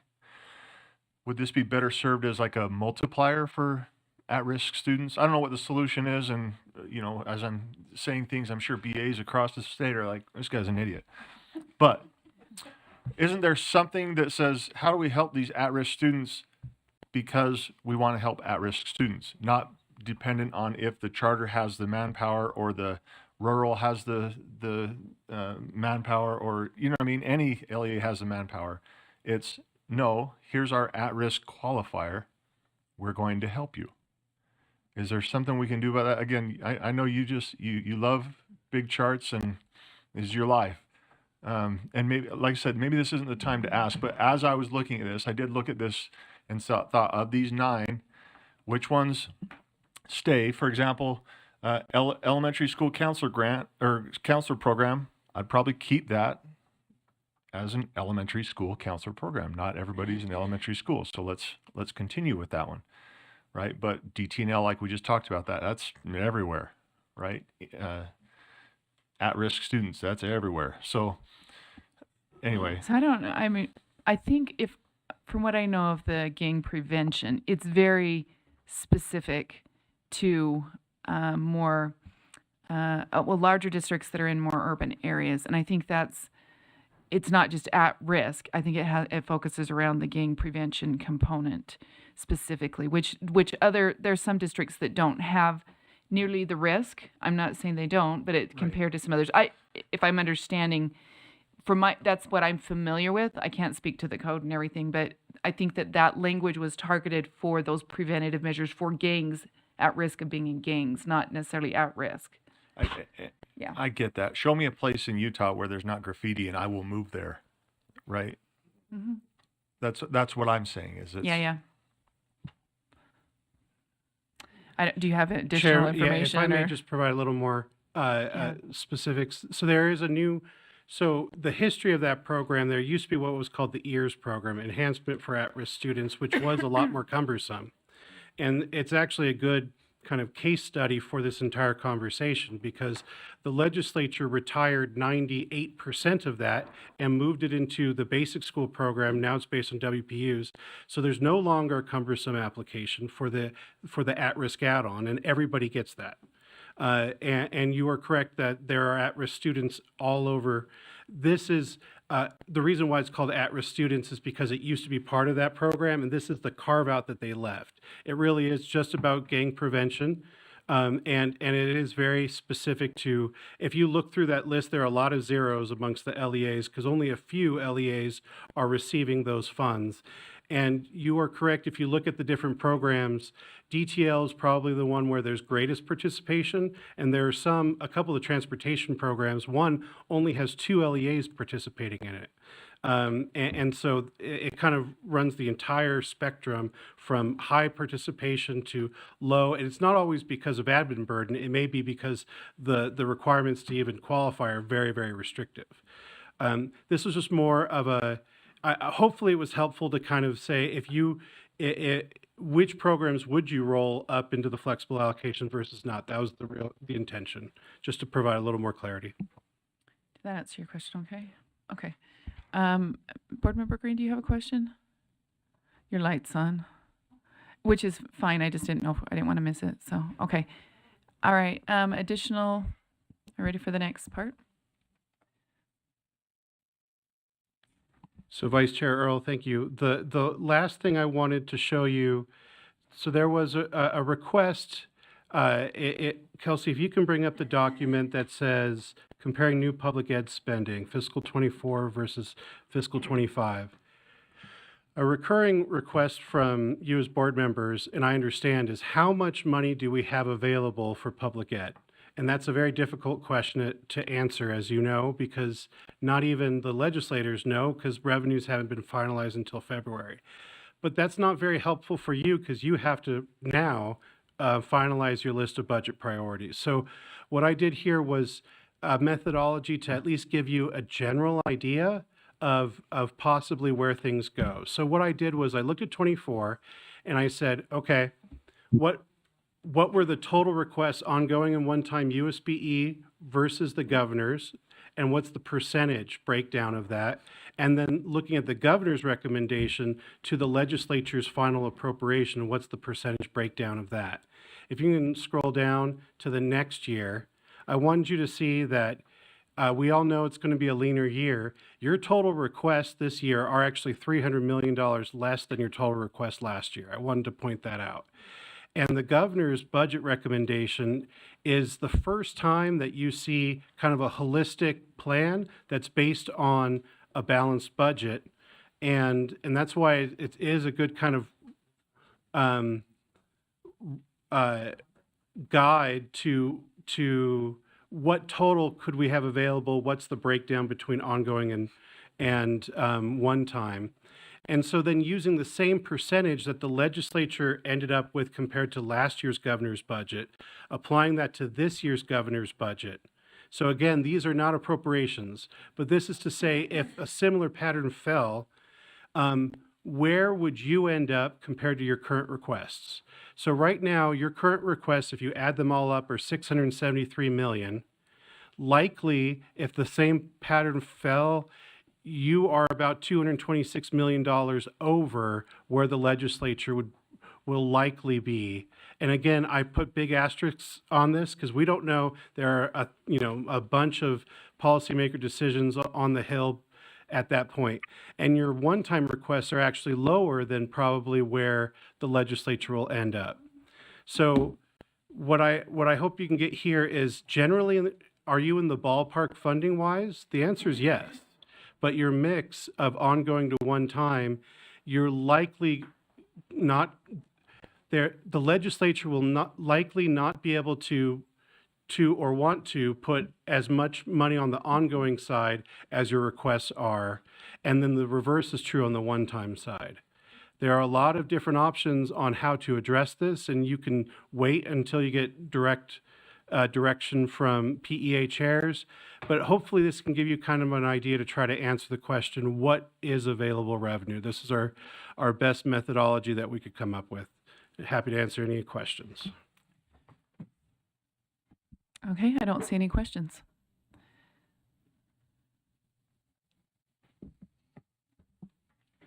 Angie, are you next then? Thank you. Okay, we'll turn the time over to Deputy Superintendent of Policy, Angie Stallings. Sorry, I do see a hand now. Board Member Davis, you have a question?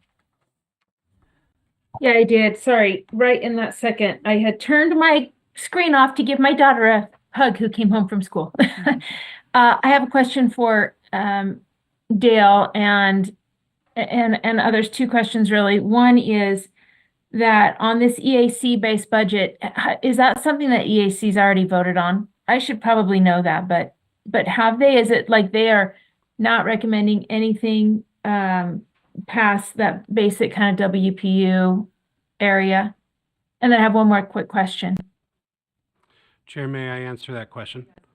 Yes. The answer is yes. These are the items that will be rolled into the base budget, and anything above and beyond that will be part of the budget negotiations and process that will end up with the final budget bills that will come out in March. Hopefully that answers. So these are kind of the basic required, inflationary increases across the board and really nothing else. Okay, thank you. And I think that's pretty standard for most years, if I'm remembering right. And then my second question, this is the second time today I'm going to show my ignorance because I know I really should know this. But can you just help me to understand the flexible allocation? We had this conversation with about 5 different people a week or so ago, and a lot of us were wondering and kind of scratching our heads. But what is it that makes the flexible allocation? My understanding is it's not the WPU where there's the most flexibility, ironically. It's in flexible allocation, but where there's some flexibility, and it's not considered necessarily below the line where there's no flexibility. And is it called the flexible allocation because these are the programs that can be put in the menu of choices for the 35% sort of discretionary? You can take these sort of earmarked funds, but if you want to use them for other things, you have to pick out of this pot. Are those connected at all? Oh, yeah. Chair, may I Sorry. answer that question? Yes, please do. So, Board Member Davis, let me answer the second question. The 35% flexibility doesn't really relate to the flexible allocation. It's a separate, though it's other programs within the minimum school program where they're really applying that.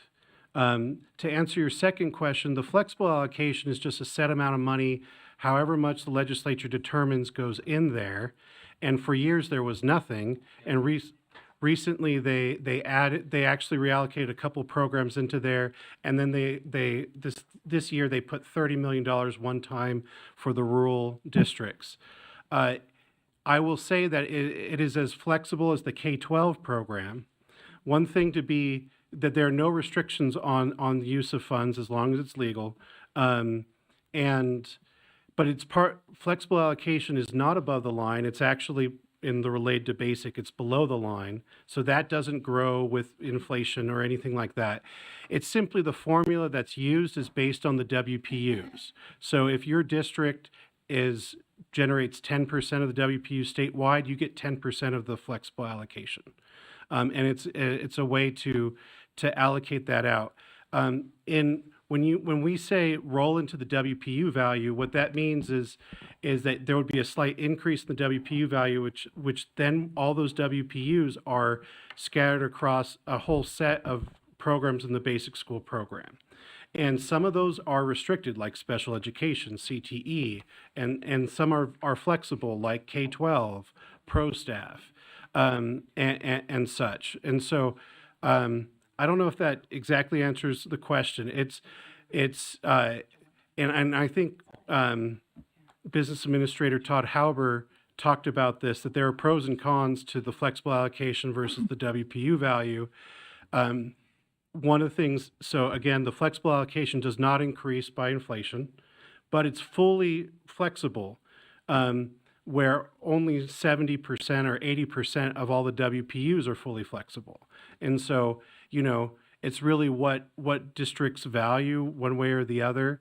But yeah, hopefully that helps to understand. It's just when we say the flexible allocation is distributed by the WPUs, it's a separate program, and it's whatever percentage you have of the total WPUs is how it's allocated. Okay. May I follow? Oh, go ahead. Do you have another question? I just want to follow up so I make Okay. sure I understand.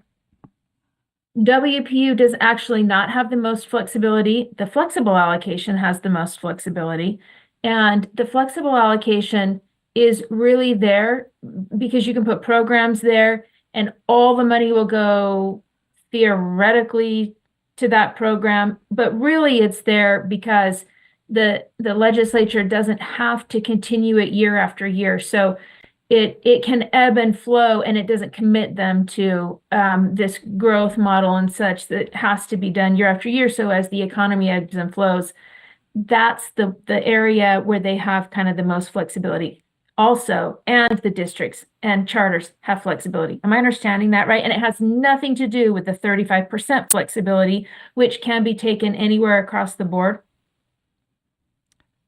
Go ahead. Chair, if I may, your second point is correct, that the flexibility of transferring funds from restricted programs does not have to do, we keep using the term flexibility over and over in different uses, and that's why it is very, we don't want to make anything simple in budgeting. Why would we do that? So it's, and I apologize, I did not make this so complicated. But you're correct. The flexible allocation is flexible, and it is also the area that is easiest to be cut at any point, and it has been shown that. So in that respect, it is flexible both for districts and the legislature. So there are pros and cons to putting money in there versus with anything funding-wise, there are always pros and cons. There's no perfect solution. So Hopefully we're that going to take, helps. we're going to take a question from Board Member Lear, but I just want people to realize if you want to make any changes to our request, now's the time to do that for our prioritization. So if you wanted to move something from ongoing to one time, or if you want to move something up or down, now's the time to make a motion for that to take place so that we can have that set for next week. So I just want to make sure you understand that so that people aren't like, we didn't get an opportunity to do that or whatever. Now's the time to do that. And the point in bringing that forward earlier was to say our one time and our ongoing are out of sync with what the legislature's looking at. And if we wanted to adjust any of those, that was one of the, just to be aware of that, right? Okay, Board Member Lear. Follow up to Cindy's question, and to just make sure I understand, because I was one of the ones that we were talking about. What does this mean? It sounds like what you're describing is a hybrid between the WPU and I'm trying to think of the name of the other fund. No, flexible allocation is kind of a hybrid of the WPU and program allocations. Yeah, line item funding, and you've been helpful in explaining the fact that it's easy to it's easy to make it go away. It's not and it doesn't increase with inflation like WPU. That's why I'm kind of I don't expect to understand all the details, but I'm just understanding that it's a hybrid with some advantages and disadvantages between those two kinds of programs. Go ahead. Chair, if I may, Member Lear, I would say that is a fair characterization. It's a program that replicates a lot of the flexibility of the K-12 WPUs, and there's no application for it. It goes out to all LEAs. So in that respect, it's a lot like the WPUs we talk about, but it is a separate program, and it's just a way for the legislature to allocate funds, unlike these other line items where you have to apply for it and those sort of things. So hopefully that's helpful. Gotcha. Thank you for that time. Okay, thank you. One other, tell me if I'm right on this, though. I mean, we call it flexible, but really usually it's tied to a grant program. So when no? Okay, maybe I'm wrong on that. I was just thinking when it it's set with specific requirements within it. Even if it's not grant, it's usually attached to, you have to use it this way. Is that accurate or not? Chair, if I may, Yeah. those are programs outside of the flexible allocation that are okay. part of the same. There's no application for the flexible allocation. They get it automatically, and there Okay. are no strings attached. And maybe that got clarified. I just wanted to make sure I understood too. So, okay, thank you. Okay, yes. Oh, can you? I was just going to share, Board Member Earl, that maybe what you were thinking of is when a grant, like let's say that the legislature does want to eliminate a line item, but they don't necessarily want to eliminate the funding. It's really just that opportunity to move it up into the flexible allocation or WPO. Maybe that's where you. Well, were I was getting the I was link now. thinking like DT, our digital teaching and learning, right? And anyways, it's all right. Haven't probably sorted that all out, but that's okay. Member Booth. All right, so this year is different than the other 3 years that I've been watching this carefully. And our BTS that we're surrounded by here on the walls, I know a couple of meetings ago we moved it up and got it back into the top 12. But last year it was at number 4. And at number 4, we still fell short considerably from what we were requesting, even though they were generous in improving what it had been the previous year. So my question to you is, first, 2 parts. First, how high would you be willing to go? Would you be willing to go any higher than where it's currently sitting? At number 9. Number 9. Because given this climate, given the toxic nature of society, given all the challenges that we've heard about for ad nauseum about what kids and parents and teachers are dealing with in our public schools, this is a pretty positive antidote for so many problems, and it's a natural way of going about solving the problems and opening the door to some well-being and goodness. So number 1 then is, how high would you be willing to go? And secondly, how, in terms of funding, we know that there's a very strong possibility that it's going to be moved into a block grant, given all the questions that have been raised this year. How will that impact? Is it going to be like the digital teaching and learning, where certain districts are 700%? They're getting 700% less than they did last year? Because I will just dissolve into a puddle if a whole bunch of these kids in some of our key districts that have been having great success for many years this year lose the opportunity to have an arts educator for these kids. I know we can fix it. Amen, Randy. Amen. I'm done. So those are my 2 questions. Anybody want to answer? Go ahead, Board Member. Thank you, ma'am. So I like sitting by Randy. We have some things in common. And as we sat here yesterday, he shared a video with me of his grandchildren in their arts program, and it's no secret that I am a music educator, and that I most definitely support the arts. Paul McCartney, a long time ago, said, and I quote, "I love to hear a choir. I love the humanity that is in the faces of real people devoting themselves to a piece of music. I like the teamwork. It makes me feel optimistic about the human race when I see them cooperating like that." And then I'll end the quote there. But my point is that I echo the statements of Member Booth. I think that the arts are so important, and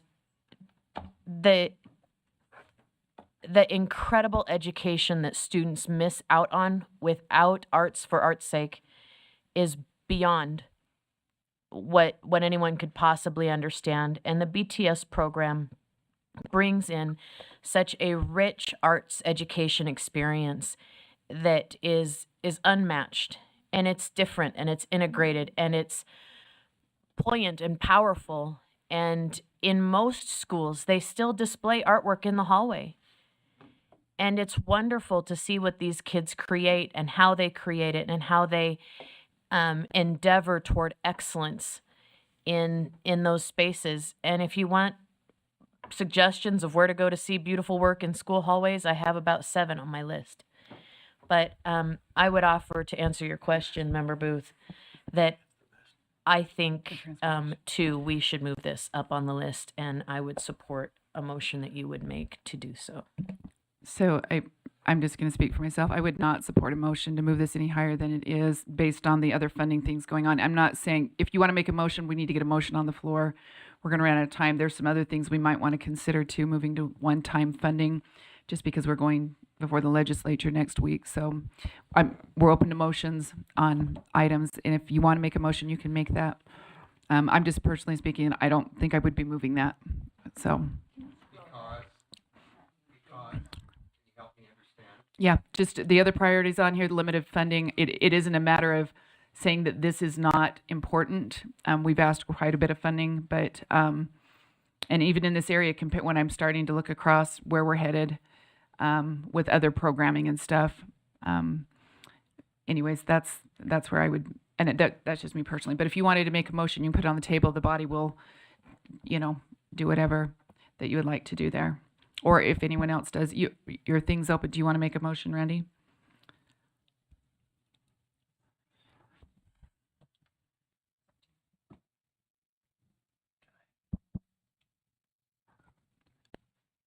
Do you want to? I can't hear anything. Do you want to do a motion or, yeah? I don't, I ask the question. Yeah. Because I believe in give and take. I'm not trying to shove something down people's throats. No, but that's why we present it. If you want to move it up, make a motion, and then we can get the fill for the body. So. Well, I definitely want to move it up. Okay, make your motion. Okay, I move that we move it up. Okay. Second. Where would you like it to sit, Second. Randy? So it's currently sitting where? It's currently sitting at 9. It's sitting at 9. Which is considerably 8. Sorry, it's sitting at 8. Where do you want to move it in the list? So just for clarity, on the paper and backup, it's on 9. Where? Oh, it is? Yes, go ahead. Realized that there was an old version. You may remember that we had a list of 12, and that 2 of those we were able to find one-time funding within our own office to fund. Once those 2 items were funded and removed from the list, Beverly Taylor Sorensen actually moved up to item 8. So the motion would be to move it from 8 to whatever place. What place Yeah. would you like it? Do you want to condense this down so we can see where it is? I don't know if mine's most up to date I see either. what you're saying. Yeah, I can try to Yeah, do I'm that. sorry, Chair, go ahead. Deputy Stallings, can I ask what the name of the document I should be looking for? I pulled one up and it had BTS as 14 because it had separated the WPU. This is the one in the backup. USB, is it number?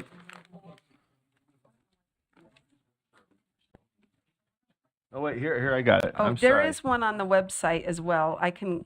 Sorry, let me go there. Well, let's see. On our USB website. Oh, I see. What was going on? This one has it at 9. If you go Another to- one had it at 14. It was kind of because it split out the Right here. WPU. If you go here to our website as well, you can see it's number 8. This is the document that, yeah, and this one's actually easier for you all to see. So how about if I share this one? This is the one that we actually share with legislators when we do. So here's the Okay, list. Where would you like that placed then, if you want to go down it slowly? I would like to move it up to 6. Okay.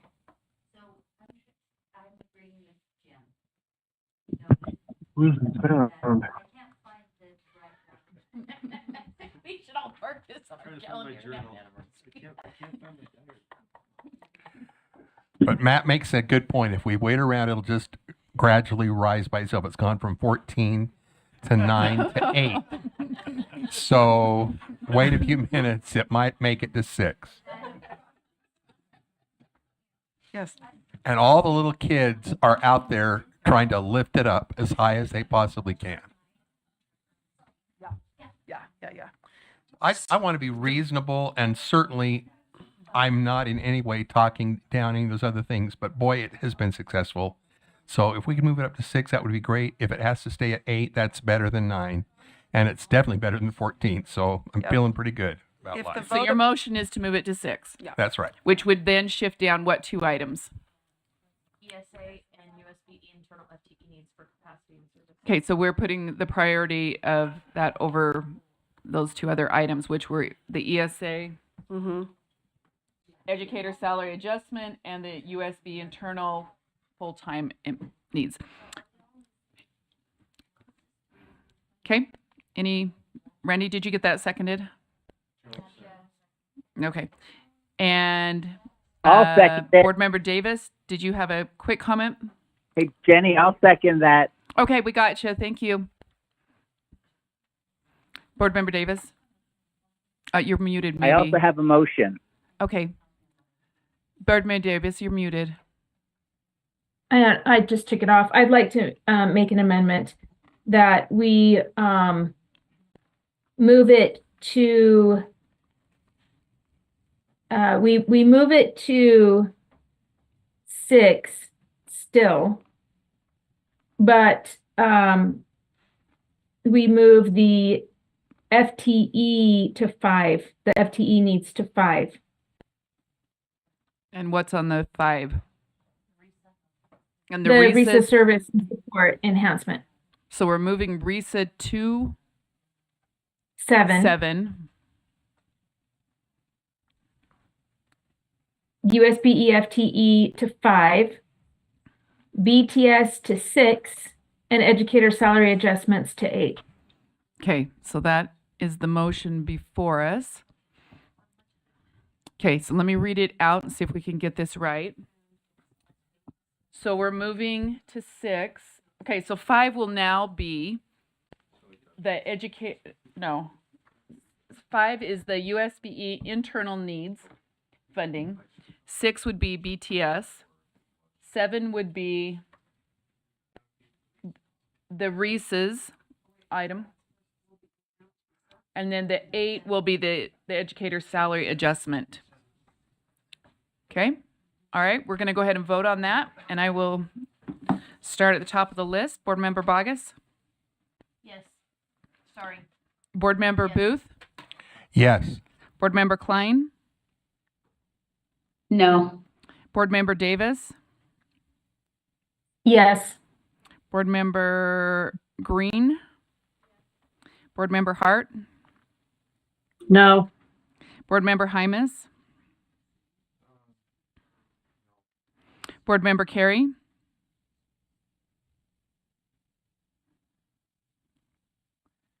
Can they vote into their mics, please? He's not here. He's online. So Board Member Carey? Yes. Okay. Board Member Norton? No. Board Member Rill? Yes. I think that was a yes. Did you guys hear it as a yes? Okay, just checking. Board Member Straight?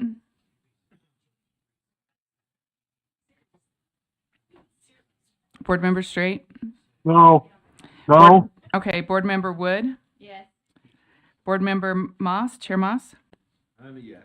And you skipped me, Jenny. Yes, I did. Board Member Lear? Yes. And I'm a no.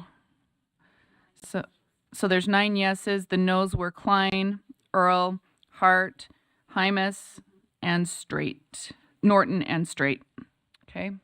Those were the noes. It passed, so that those changes will be made. Does anybody else have a motion? I do. Chair Moss? I have a motion on school safety. Hello? Okay, sorry, that'll have to come next. That was an amendment, so we have to do the motion one more time. That was to amend it.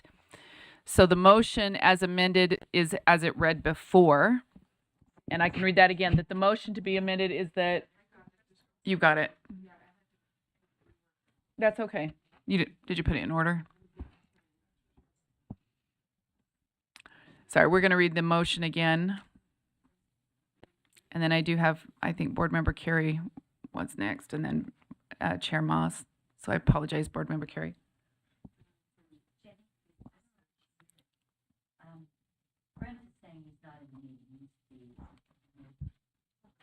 That's not me, but yeah, we'll get it taken care of.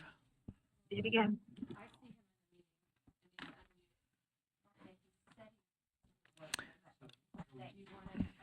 Okay, so just let me say it again, that the motion before the board, do you want me to read the top motion? BTS, so I'm going to read it according to order, not according to how it's listed here, because it just makes more sense to me. Okay, the motion is to move USB internal needs funding request to 5, BTS funding request to 6, educator salary adjustment to 8, I didn't do it in order, RESA funding to number 7.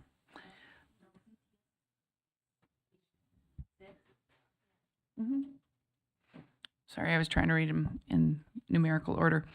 Okay, let's go from the bottom. Chair Moss? Okay. All right, Wood? Straight? Straight? It's pretty much the same motion again. The first was amended. No. No. Okay, Rill? Yes. Norton? No. Lear? Carrie? Yes. Okay, I heard yes. Is that what you guys heard? Okay. Hymas? Yes. Hart? No. Green? Yes. I'm a no. Davis? Yes. Klein? No. Booth? And Bogus? Yes. Chair Moss? Yes. Okay. 1, 2, 3, 4, 5. That's 10 yeses. That passes. 5 noes. The noes are Klein, Earl, Hart, and Norton and Straight. Okay. Board Member Carey, did you have a motion for us? Yeah, I have yeah, and then I'd like to speak to it. And it was my understanding that we did not have school safety on our list of priorities, and so I would like to make a motion that we add that to the list as our top priority. So are you asking for, do we have can you tell me what the funding request is for that so I can find that? We do not even, tell me which number it is and we can find it. When you say number, what do you mean? Well, during the summer, people submitted funding requests for different areas. That's what we're working on right now. And then those were prioritized. The board voted on those. We took the top 12. I don't think anybody submitted a request for funding when it comes to school safety. Is that accurate in saying that? Yes. So Board Member Carey, I think. Wait, so nobody on the board submitted school safety as a priority? No, that's not the case. It isn't. The case is that it's not a funding request. We're talking about funding requested priorities. But if we will have So legislation. nobody made a request to list this as a fund, like something to be funded? Probably. There is not a funding request on here. Oh, then I would like to make a funding request. Okay. Usually, well, that's fine. We have the process we've usually done is throughout the summer we had the business cases people drew up so we know what the request was. I don't know. Usually in the voting process that we went through in the fall, so I'm trying to understand how that impacts us now. I guess make the request, right? Yeah, I mean, let's make the request. I'm sorry. It's my fault. I assumed somebody would have made a request. I mean, there was a legislative task force on it. Well, the request, anybody could have, if we go back to May, and someone can correct me if I'm wrong, there was a request for anybody to submit funding requests.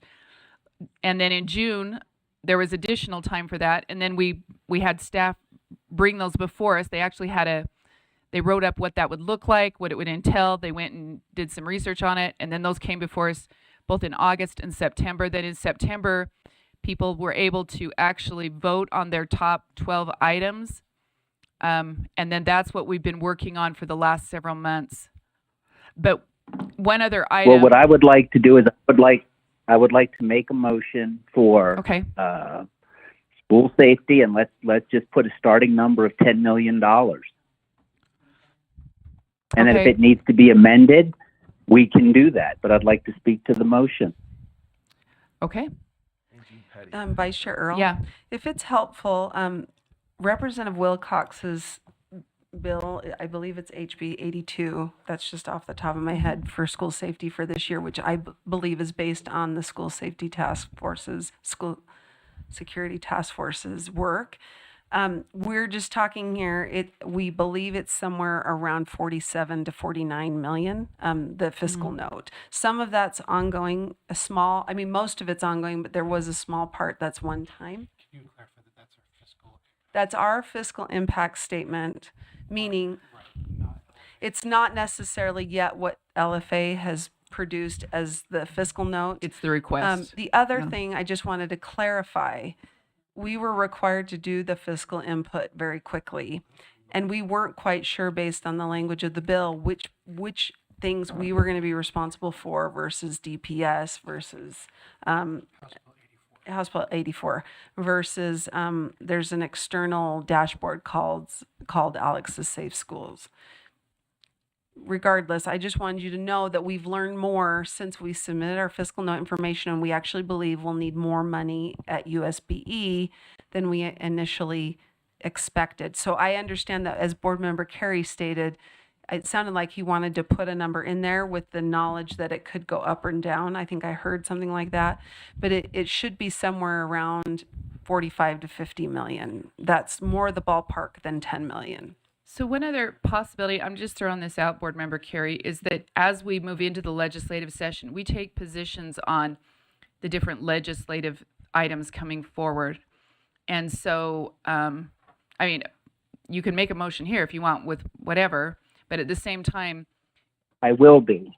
Right. But what I'm saying is that we would also be able to have that opportunity to take the positions as those bills come before us too, and to weigh in on those. So. Okay, do you have and one doesn't preclude the other, so my preference would be to make the motion. I will amend it to 45 million for Deputy Stalling. I'd like to speak to the motion. Okay, do you have a second? Yes. Okay, Board Member Bogus has seconded that. Go ahead and speak. Yeah, I have to say that, and I said this in law and licensing, I was stunned because this past few weeks, as I've met, as we all have been doing with various legislators, they would tell me that why doesn't USBE have this listed, have school safety as one of their priorities?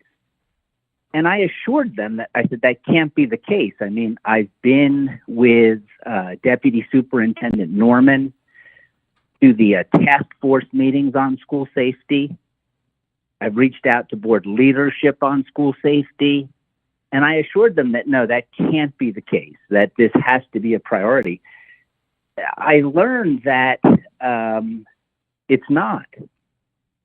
And I just can't believe that. And I know there's a lot of demand, right? The money is in limited supply. And I know that we have allocated various amounts of funding.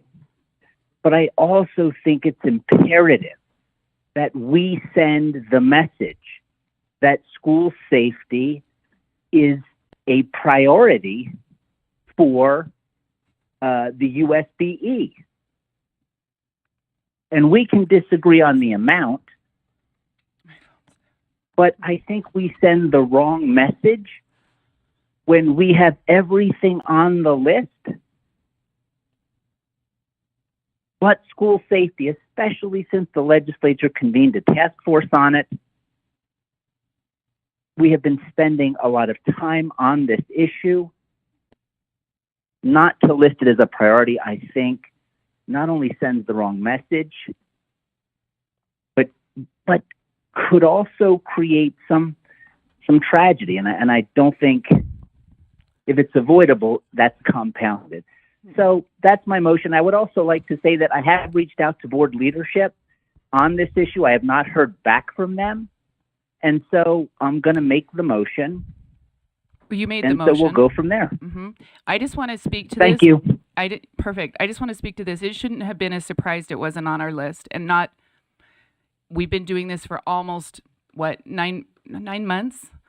When did we start this? And so, no one was limited in what could be on here, and so I just want to be very clear. Yes, Joe, you have been attending meetings. You could move stuff forward, but it could have been moved forward at any time. And quite honestly, they're just. Whether it's this or anything else.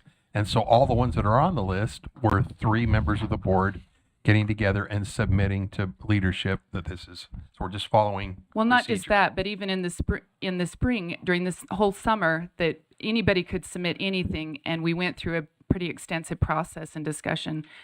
But with that being said, if it's a priority, and if that's a motion you want to make, then and that sounds like that's on the table.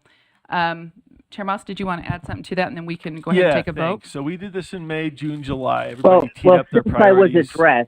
I was addressed by Joe, can you hear name, me? I would like to respond. Hey. Since I was addressed by name, I would like to respond.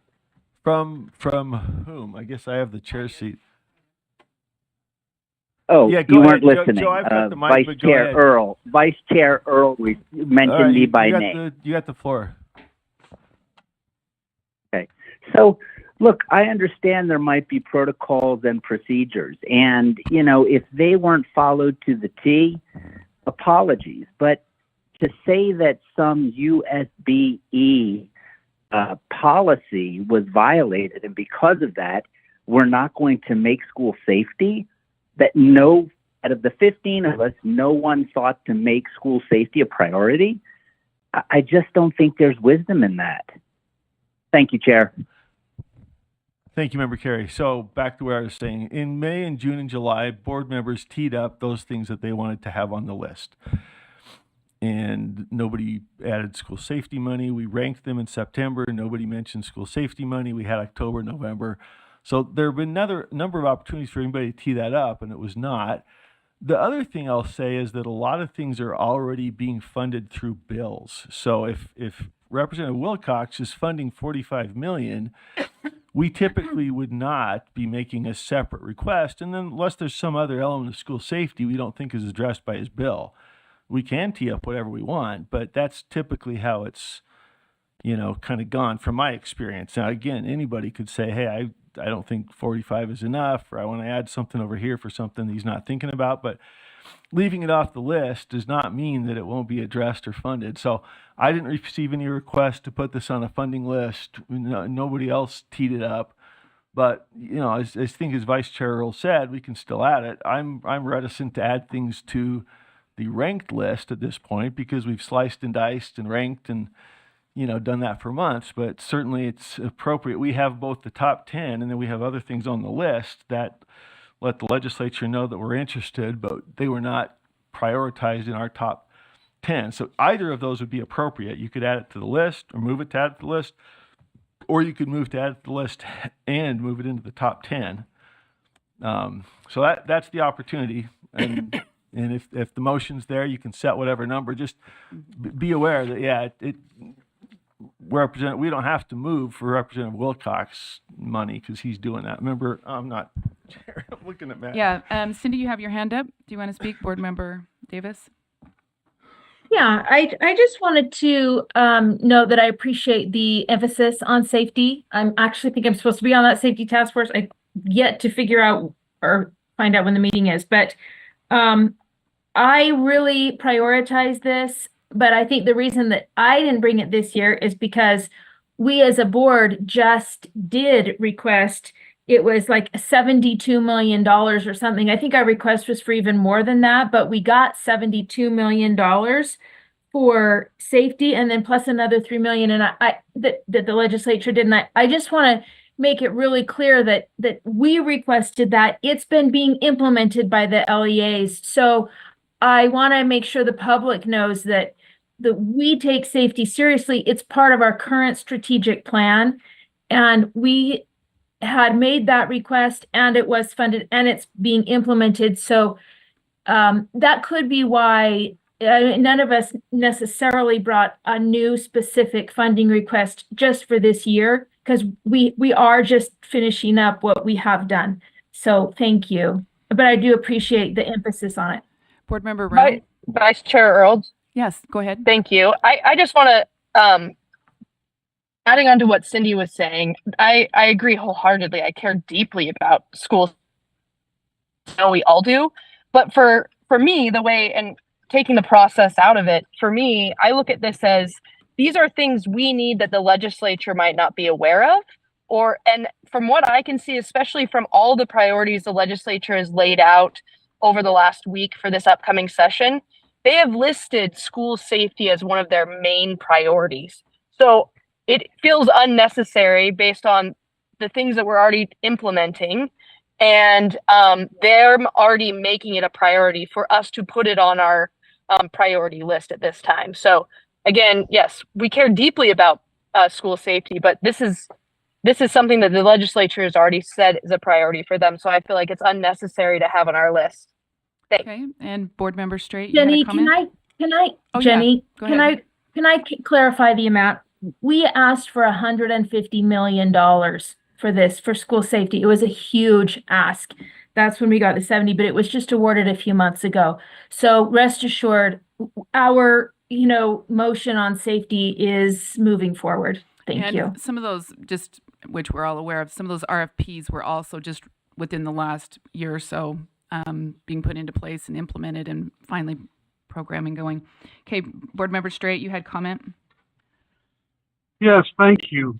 We also don't have full-day kindergarten, but we had it as one of our top priorities for years. And yeah, as far as, and the reason we don't is because it got fully funded last year. Now, school safety is absolutely something I think about every day of my life. Having been an educator and my family being heavily involved in education and still involved, man, I think it should be a major thing of what all of us want. There's going to be these bills coming out, and if there's bills in the legislature that are going to be put forward, man, I'm going to be first to jump right on there, along with many others, I'm sure, on the board. We're going to support those bills. So a lot of it comes really down to what the legislature is already focused on. It's already a focus. We just don't have it in that top 12. Did I think about it? Yes, I thought about it. But I didn't see a need with what is going on, the movement that's taking place on it. Thank you. Thank you. Okay, is there other comments, Board Member Bogus? Well, I just have a question. I believe it's for Superintendent Stallings, because I just want to clarify for my own thinking. So when we say funding request, this is money that the board is requesting of the legislature, whereas Representative Wilcox's bill is not something that we're asking funding for, but we can enter an official position of support and tell them that's what we want, that we support this, etc. And that process hasn't really started yet. Usually that starts next Thursday. Is my understanding correct? Yes. There's a couple of ways that you as the board could send a message about your recommendations for funding. You are correct that the list that we have currently with our top 10 were all funding requests that the board asked staff to develop. Here's what we want. bring kind of a business case type thing, which we did. And if you remember, there's a form that was uploaded. Yeah. And you're correct that Representative Wilcox is, I think, as the chair of the School Security Task Force and the sponsor of the bill, they have provided a recommendation for funding. That, I believe, was finalized somewhere in late November-ish, and that's part of the reason why I think that never was part of the board's discussion, because those recommendations came after our process. So my point in saying that is there's two things you could do. One, you could wait, keep the funding request from the board, as it sounds like some are advocating for, saying, here's some funding requests that we've identified, not necessarily taking a position on others, but here's some we've identified and prioritized. And then you could just take a position of support, for example, on Representative Wilcox's bill next week. We could bring it up during the Thursday meeting. On Thursday, we could bring that bill up and you could take a position of support and support the funding that way. Or, as Board Member Carey has made a motion to do, you could add school safety to your list. And as I think he was stating, he'd want to put a ballpark number out for now, and then maybe we could get more information for the board, and by our next meeting, explain to you what you might want to consider as far as that $45 million number, whether it's up or down. I will say that I've been receiving texts from staff that it's closer to 54 million, but we can bring all that information in a future meeting. Thank you, ma'am. I Okay. appreciate it. Thank you. Board Member Lair? And I just have a question. If we were to add that $45 to $54 million priority, would that, because I thought there was kind of a finite pool that we were dividing up, would we have to take that much money from something else in order to put it on the upper priority list? Go ahead. Thank you. I wish I could say that there's an exact science in that. If you looked at our list, it always the top 5 or the top 8 get funded. It's not always that simple. For example, just earlier today in law and licensing, I was reminding everyone that the year that the educator directed hours was added to the board's priority list, it was in December, and it was brought in as a number 11. And it was funded at the amount we requested. So it can be a number 11, it can be a number 15, it can be funded. It could be even something that's not on our list, that's one of our quote unquote approved supported, that happened last year with DLI. I think it wasn't even in our top, but it gets funded. So my point, sorry, I don't know if I was answering your question, Well, but it's a little simpler question, Angie. You always Yeah. give me Sorry. more sophisticated information. I'm just saying we don't necessarily, at those examples you point out, we don't have to take from BTS and market adjustments and come up with the 45 million to 54. We can just throw in a number and hope that that much money is available. Well, I would say PEA chairs may like us to do that. Like if there's 100 million available, I think they would love it if our prioritized list were packed into that 100 million available. I will say traditionally we've always had more than the published Then we're available told amount. it's available. Yes. That's So helpful. that's up to the board to decide how to message that. I'm just concerned about where that money would come from. Yeah. Okay, Chair Moss? I was just going to point out too that there are really two ways that things get funded. There's the PEA route and then there's the bill route with the fiscal note. So, you know, some of the things we had last year, for example, we had a parent liaison. It was like $150,000. It was off the list, I think. It was like, I don't know, 16, 17. Representative Peterson was interested in it. So after the PEA did their thing, picked one of the, what do they liked out of our top 10, then you sort of move more into the policy side and the bills, and Representative Peterson picked that up, added it to her bill, and it got funded. So that's another way. And I think sounds like Representative Wilcox is already doing that with $45 million for safety. So that's the other way for us to come in, as Angie suggested. But I don't know if we have done that before, where we've done it on both sides of that ledger. I can't recall. We might have, where we have both, you know, seen a bill that we wanted to support that had a fiscal note on a subject that we were very interested in, like safety, and also teed up that same request elsewhere. Is that, have we? I just don't know. I just wanted to point out that there are those two routes to get to the money. and they're all part of a diminished pot. So the question is, do they come out of a pot? Yeah, the stuff we have on there already is we've been meeting with PEA chairs and legislative, leadership on both chambers. They've pointed out that, what you've got here in your WPU means there's nothing else. I mean, I can't even fund that, let alone the rest of the stuff on your list. So they're going to be picking and choosing from that list already. And so it all just, it's all in the same pot. That's, I think, the answer, and that pot's smaller. And so they'll prioritize whatever we send up there. And unfortunately, I think last year almost everything we asked for got funded, and it's just not going to happen this year, unfortunately. Okay, so Board Member Carey, I have a question. I didn't have what priority item, what line item did you want to put that on, or I don't have a number to it. Is there a certain spot you wanted to slide that in? Yeah, just speaking to the motion first, though, I appreciate the question by Board Member Bogus and Board Member Lear, because I want to be, and perhaps this wasn't very clear, I think the message we want to send is that we are, as a USDE, we feel strongly about school security, and we would like it funded. Absolutely, Representative Wilcox, has his bill, and I know he's working hard to get it funded. So to me, this is more about a message of saying, let's prioritize this request. The number, I think, can be a placeholder, and as we see advances in legislation that, address school safety, whatever number we have there can be adjusted upward or downward.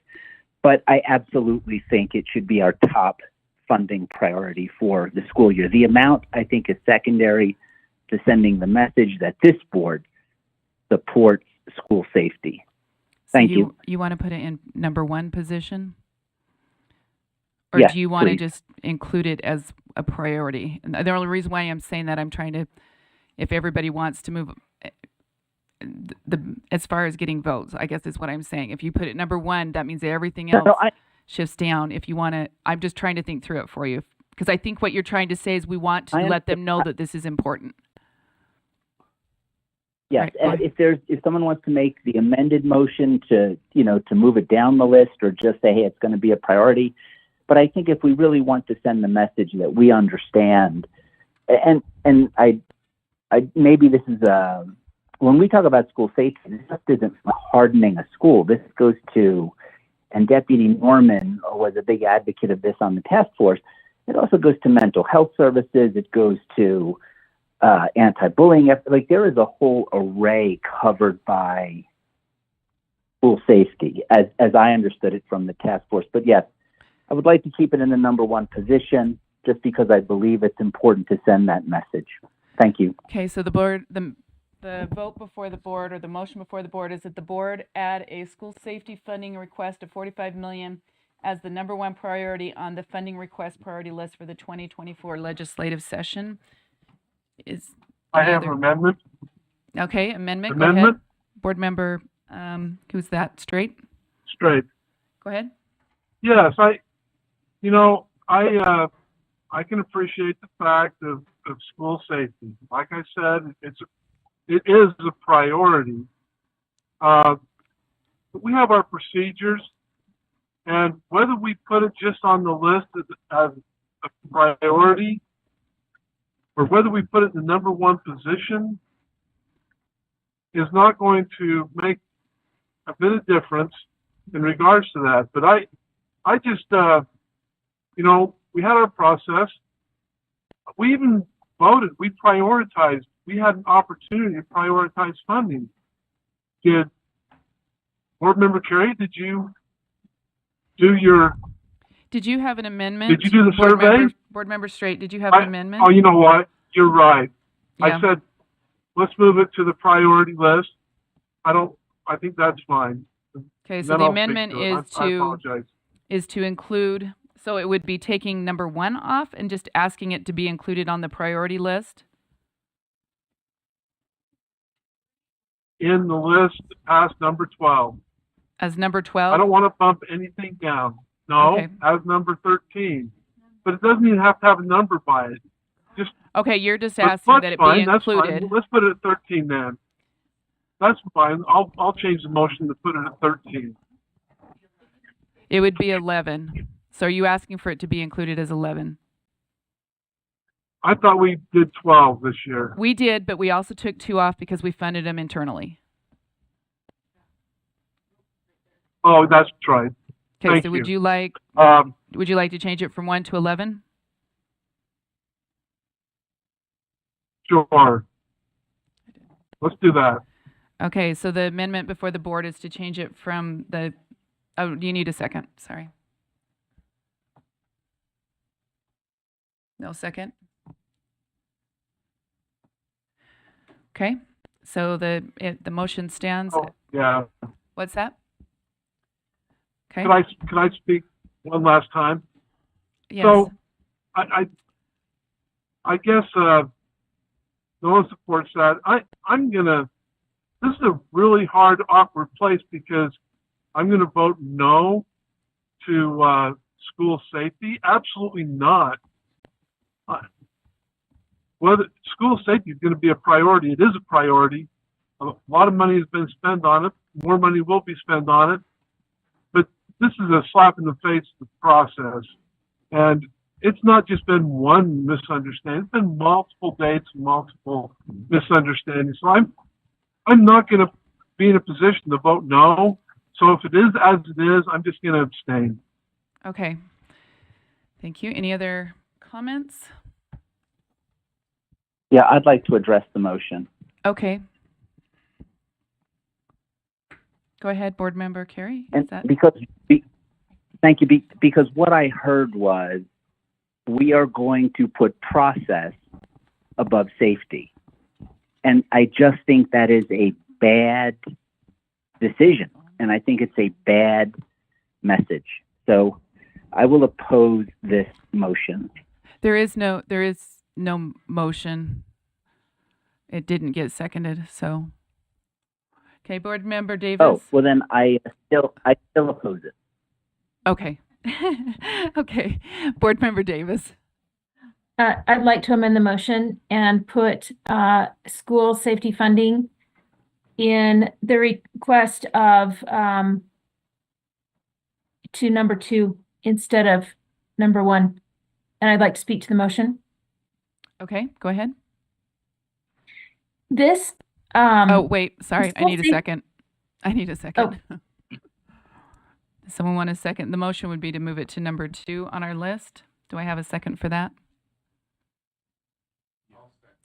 Okay, board, yeah, we've got a couple people that seconded that. Go ahead. Yeah, To the I tune mean, of how much money? 45 million, it's right Oh, there. still, Yep, okay. okay.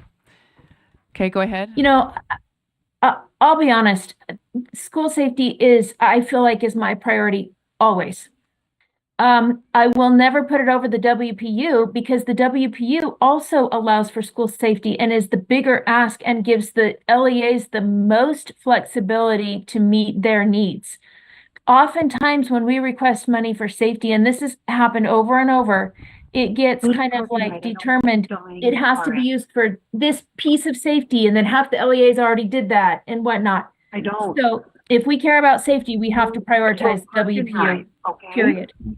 I love you too. I Someone's don't want you unmuted. dying in an accident. Someone's And you unmuted. both. Brent, or Some- someone, I don't know who.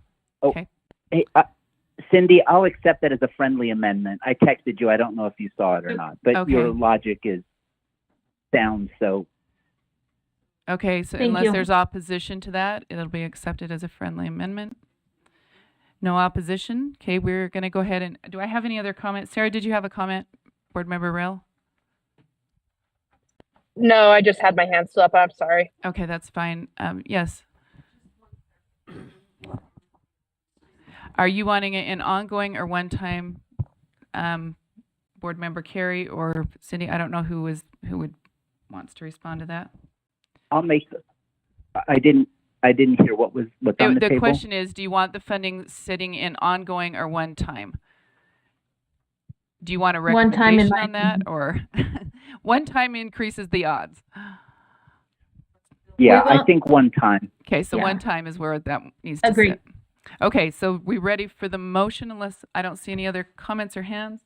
I do. I have a comment. Okay, Board Member Straight? Yeah, this just feels, we went through this whole discussion, and I'm frustrated by the supposition that was made from the very beginning today that, what do you mean no one on this board cares about safety? No one put that in there? Board School Member safety? Straight? And you know what? I got painted in the corner. The comment was made that process over safety. That is the furthest thing from what the truth is. But I guess you can create potential sound bites if you wish. Okay. I'll accept Board the Member motion. Is someone Straight, we're talking not to doing- me? Board Member Is Straight, we're someone not talking to me? Brent. We're Wait, not. Jim, Hold up. is he speaking generally to the ether, or is he addressing that to me? Because I don't if it know, was but to we're me, I not- want the we're not chance to going there. respond. If he was, Yeah. He has We're to not address going, the we're chair. not going there. Yep. Have a conversation somewhere else. okay, if he was Okay. addressing the chair, that's fine. I couldn't tell if he was calling me out by name. He was addressing the chair. If anyone painted themselves into a corner, he has the brush. I mean, he's Yeah, okay, we're ending it right now. Okay, the motion before the board, unless there's other comments related to the motion, is that the board add a school safety funding request of 45, oh, no, it's actually, sorry. That was a friendly, right? Okay, I just make sure I have it in order. 45 one-time million as the number 2, did I say that right? Okay, $45 million one-time as the number 2 priority on the funding request priority list for the 2024 legislative session. And we will start at the top of the list. Board Member Bogus. So I like school safety, but I'm abstaining from this vote. Okay. Booth? Yes. Klein? No. Davis? Yes. Green? No. Hart? No. Hymas? Carey? yes. Lear? Norton? I've made many impassioned speeches about school safety, but I have to abstain. Okay. Real? No. Straight? Abstain. Wood? No. Moss? I'm a no to this, but I want to watch the Wilcox bill and see how that turns out.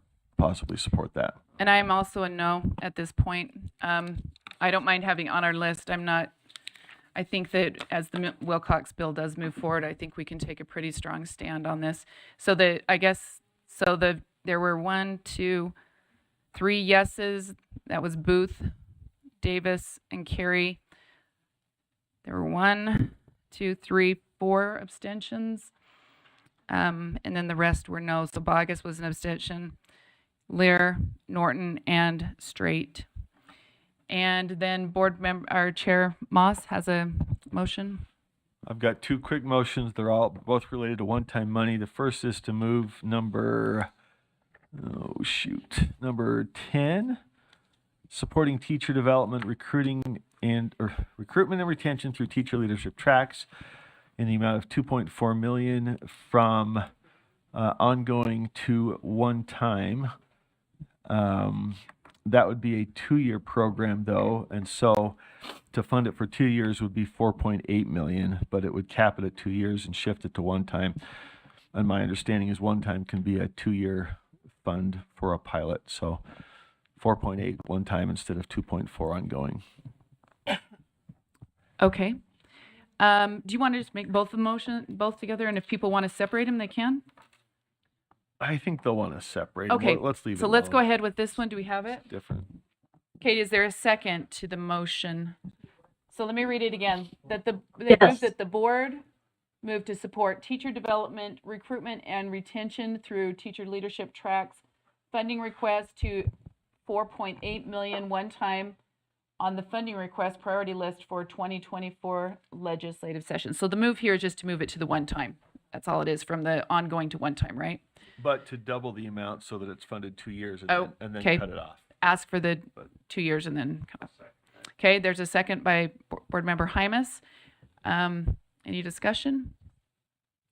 Okay, we're going to go ahead and vote. So the motion before the board is that the board move that support teacher development, recruitment, and retention through teacher leadership tracks funding request to 4.8 million one time on the funding request priority list for the 2024 legislative session.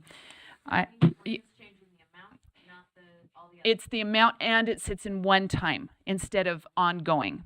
So we're changing the type and the amount. Yes. That's all I need to know. Yep. Sorry, I should have. Okay, and I'm going to start with Lear. Nope, you don't. Go ahead, Lear. Are you for? Yes. Norton. Yes. Rill. Yes. Straight. Yes. Wood. Yes. Moss. Yes. Bogus. Yes. Booth. Yes. Klein. No. Davis. Yes. Earl's a yes. Green. Hart. Yes. Hymas. Yes. Carey. No. No. Okay. So there are 2 noes. That was 13 yeses, 2 noes. Klein and Carey are noes. Go ahead. Got another motion? Yeah, thanks. The second one is to approve but not prioritize, so outside the top 10, charter school base funding to continue what we've been doing on a one-time basis. This year's, my figures from Dale would be $3.5 million, and I'll speak to it if there's a second. Okay. So the motion, if it's seconded, is that the board approve charter school base funding request of 3.5 million on the funding request priority list for the 2024 legislative session. One time. That we're moving it to one time. What? Seconded. Sorry. It's not on there, so we'd be adding it outside the top 10 and one time only. Yeah. No. Just on list. Not a number, just on the list.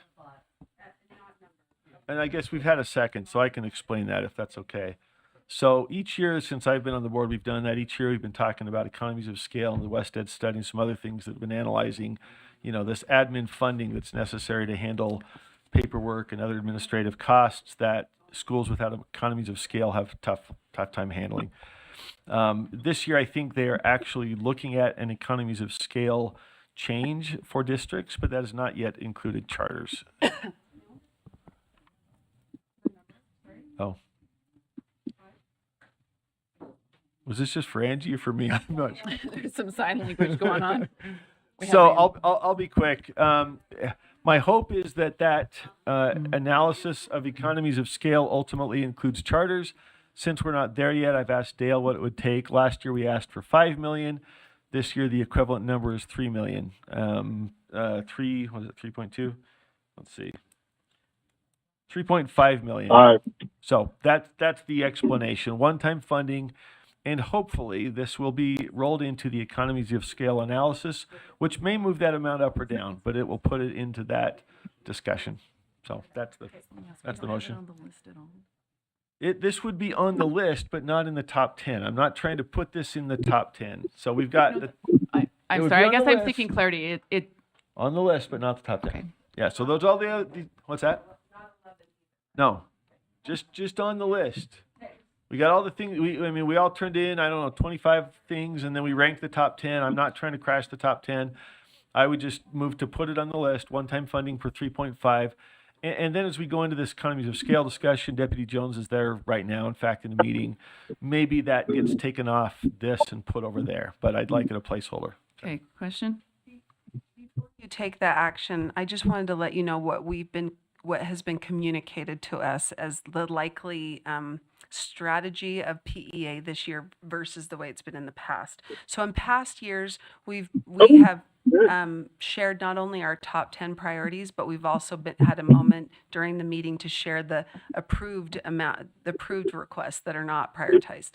This year, we've been told that the board will only be given the opportunity to share the top 10 or top 11, not the other approved. So I just wanted to clarify that difference. Yeah, no, thank you, and that doesn't affect my motion. I would just like to have it sitting there so that the board knows we thought about it, and hopefully, again, it gets rolled into that larger discussion, but it just sits there, and we will go up there and present the top 10. That's our job when we go to PEA.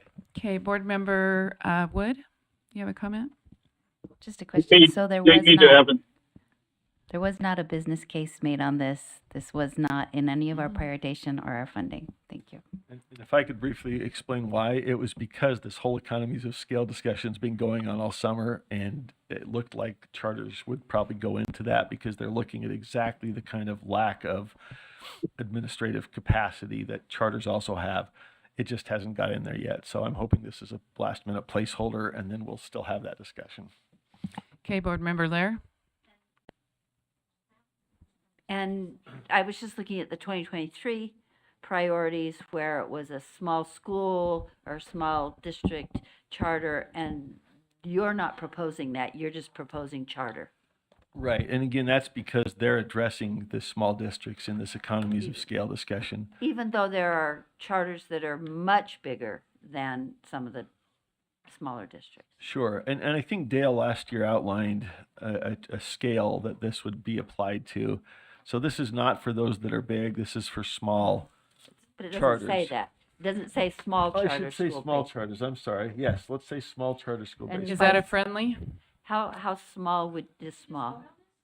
We haven't voted yet. We did not. Yeah, Dale had kind of a list last time that it was how this would be applied, and I would just apply the same. So it's graduated. Yeah, I would isn't it? apply, and I should say that, I guess. I would apply the same graduated list that Dale used last year. That's not Charters small. wouldn't get it. Well, That's compared to It Pioneer excludes the Dagger. largest, so the as I recall. Correct. So this 3.5 million would go to those charters that are 2,000 or less, which is the existing law. It adds charter school-based funding. The ongoing piece is just to those who are less than 2,000. And so that's the law. That's what we ran the numbers on, just to extend that amount to 150 rather than 115. Is that fair, Chair? Yeah, that's what I recall, and it was your work that helped us kind of figure out what that number correct, looked like. yep. And as I recall, it was graduated, right? More for those that were even smaller. That was our excuse me, Chair, may I answer? I guess she's yeah. the chair, but yeah. So that was last year's request. This was what the legislature landed on and put in law, and so the 3.5 million is what the legislature implemented, and then just increasing that amount. So the cutoff was the same, 2,000 students, but the actual formula is different. Okay, so we would go into that formula, and is that a graduated formula then that this 3.5 would go into, so the smaller schools would get more? It can be. That's not how I modeled it, and so that if you want to put that in the motion to be clear on that front, then we can have that conversation with the legislature about looking at that formula again. You're getting closer to something I can support. I can't Fair. support 2,000 students is not a small charter school when it's a voluntary and a school that Graduate. promised that it would do more for less. But if you're getting down to like, That's a friendly, if we put the formula, the graduated formula from last year, that helps me. could we throw that up there? I don't know if it helps anybody else, but it. Are there any? That helps Does me, anybody frankly. have? I'm saying.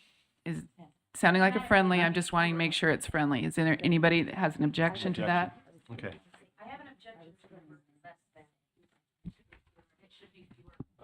I see,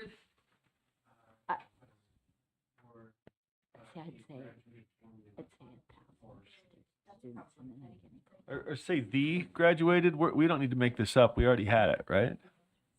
Or a graduated formula, that's whatever. Yeah, because that leaves it. For, Chair, if I remember right, it was that the amount went down and then trailed off at 2,000 students. So the Yeah, majority of exactly. the funding went to the smallest charters. So a And then- graduated formula determined by staff, is that? Okay. Cindy Davis, you have a question?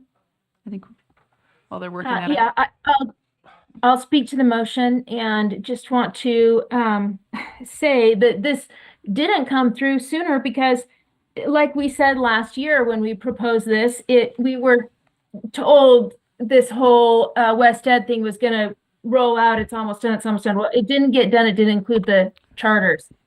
So my charters have told me in my area that they, like I said earlier, aren't applying for some things because they just don't have the administrative manpower to do it. So they go without it. And I don't, that's why I support this. Thanks. Hey, Someone's on. Someone's unmuted. Someone was really mad by what I just said. Okay, we've heard you. Okay, Board Member Hart. Yeah, and this is just really for the people listening. Yes, I am a director of a charter school. No, my district, my charter is not eligible for this. It is not a small LEA, nor is it under 2,000. So when I vote, I am not voting with my school in mind. I just want that on the record. Thank you. Okay, we're going to go ahead and vote on this item. This item is that the board add a small charter school base funding request of 35 million one time. 3 point. Did I not say it? 3.35. Oh, okay. 3.5 million one time for a graduated formula for schools with fewer than 2,000 students on the funding request list for 2024 legislative session, not prioritized in the top 10. Okay, so that's the motion. Any Cindy and Board Member Hart, you guys have your hands up still? Is that okay? So we're going to go ahead and vote. I'm starting with Board Member Booth today. Go ahead, bro. Yes, Klein. No. Davis. Yes. Earls. Yes. Green. Hart. Yes. Hymas. Carrie.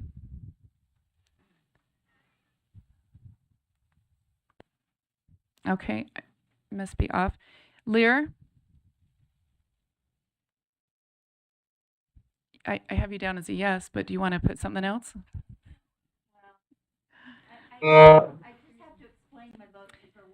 Okay, well then let's get you on mic. My vote. I would do anything to give schools like Roots that serve the most deserving students more money. I feel like this is kind of a, I feel like though there's a better reason we should believe in process for everybody if we believe in process for school safety. So that's what I'm wrestling with.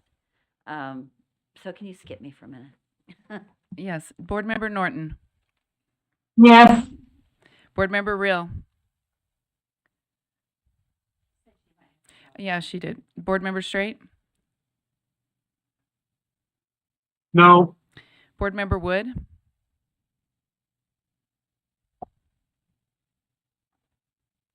I don't need a mic. Okay. In the name of Roots, I'm voting yes. And Board Member Moss. Yes. Board Member Bogus. Yes. Okay, that passes. 2, 3. Oh yeah, so it's 1, 2, 3, 4 no's, 1 not present. So 10 to something like that. Okay, yes.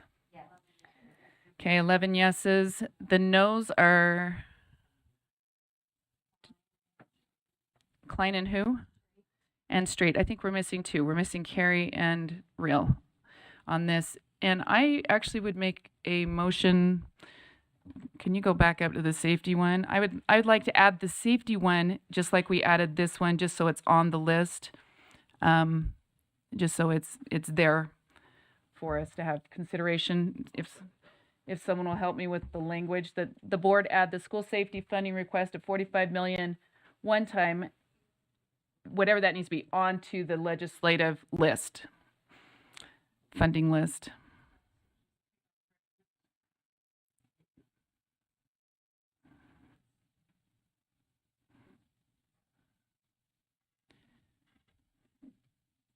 Okay, and that's been seconded. Any discussion of that?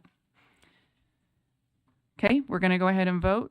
So let me read it what it says, that the board add a school safety funding request of 45 million one time on the funding request list for the 2024 legislative session, not on the prioritized, but on the list. So let me go ahead and start with Board Member Green.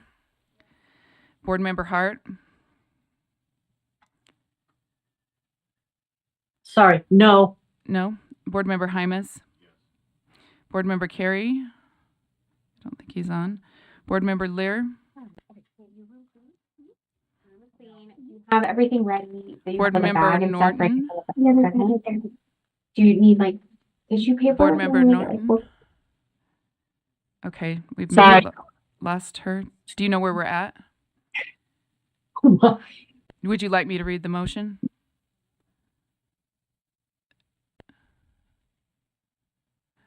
Okay, I'm not sure on that. So Board Member Real.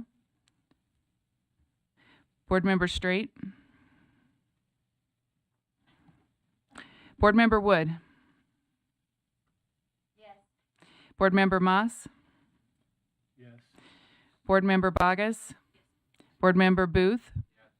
Board Member Klein. No. Board Member Davis. It's nowhere on right now, right? No, it's not. It's nowhere. Yes. And Board Member Earl is a yes. So let's see what we've got. Norton, we didn't hear from you. Board Member Norton, are you?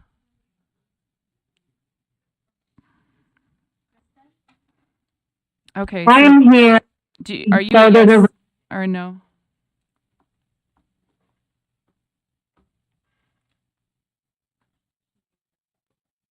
Okay. Board Member Carey, are you there? Because I've got a text for a previous one, but okay. He's She on, said- but you can't hear him. Okay. Okay. Let's see. So 1, 2, 3, 4, 5, 6, 7, 8. That passes with 8 where we're at. I just don't have a. Did Norton say something? Oh, she did. So 9 on yeses, and then no from Straight. Real's not on. No from Lear. I'm not sure on Carey. Couldn't catch one. And Yes. then oh, He said he was did a say yes. yes? He's saying it, but you can't hear him. okay, perfect. We've got him down as a yes. And then Hello? hi. Is that Brent? I didn't, yes. I must have been on mute. Okay, Okay. we have you as a Uh, no. Is that right? Oh, no, I didn't vote no. Oh, my apologies then. I clicked that wrong. So are you a yes, no, or do you want me to read the This is motion? just to put it on the list. Put it on the list. Well, I guess I suggested that earlier, so I'll vote yes. Okay, then I think that's 10 yeses. Is that right? Oh, hold on. We've got them changing left and right here. Well, then he's been known to do that. So how many? We have 1, 2, 3, 4, 5, 6, 7, 8, 9, 10, 11 yeses. Is that what you have?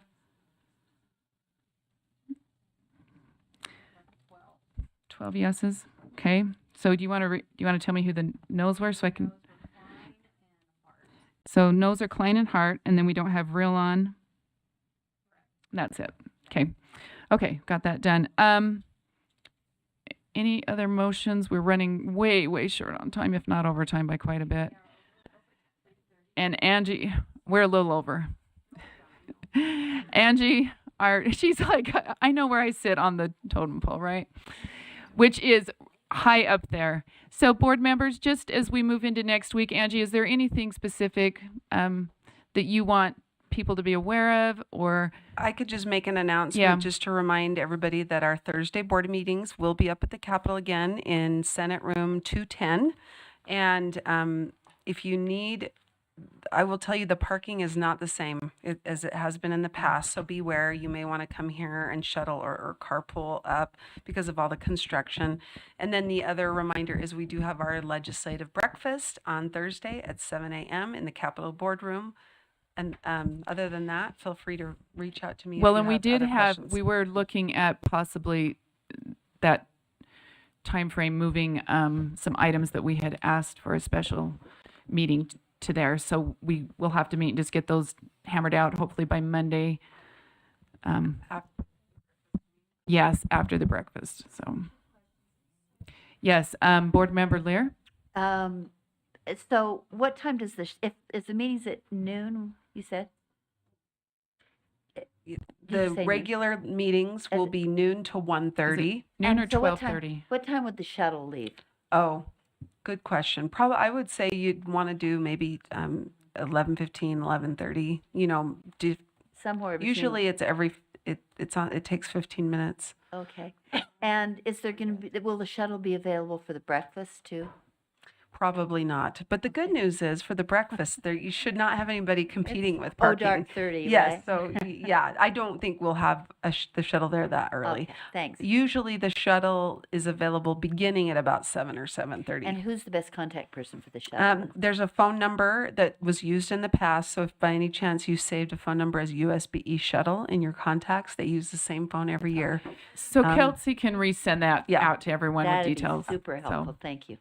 so if you want a shuttle, if you're not familiar with how that works, you can park here at USBE, and then we have a shuttle service. Someone is driving people up and back all day. So, right? Kind of. Yes. The standard hours are 7:30 to 3:30. However, if there are times where our intern Abel Huskinson will do that after 3:30. The other thing is we don't have an employee on Fridays, so it's Monday through Thursday. 7:30 to 3:30 are the standard hours. There can be exceptions, but you'll just want to talk to us and see, Yeah. Okay. There you have it. And our Chair Moss has a Final comment. We're getting, as I mentioned, there's little money as we've met with PEA leadership, legislative leadership. They've looked at our total WPU and said, gosh, if I gave you this, I couldn't give you anything else on here. And so we know what we're up against in terms of funding realities. I'm not making a motion. I'm just throwing it out there. We may want to strategically think about this. And if somebody wants to bring a motion next week, again, we want it all. We prioritized. Or is that too late to reprioritize? On Wednesday. Never mind. Yeah, Wednesday we'll have presented to PEA. Okay. The day I before was our thinking it was Thursday just board before. meeting. All right. Well, never mind. That just know that's the reality. We're going to advocate, as we always do, for the whole priority list that the board presented. Just know that, yeah, we're in a tough year. All right. Thanks, everybody. All right. Everybody have a good weekend. Thank you.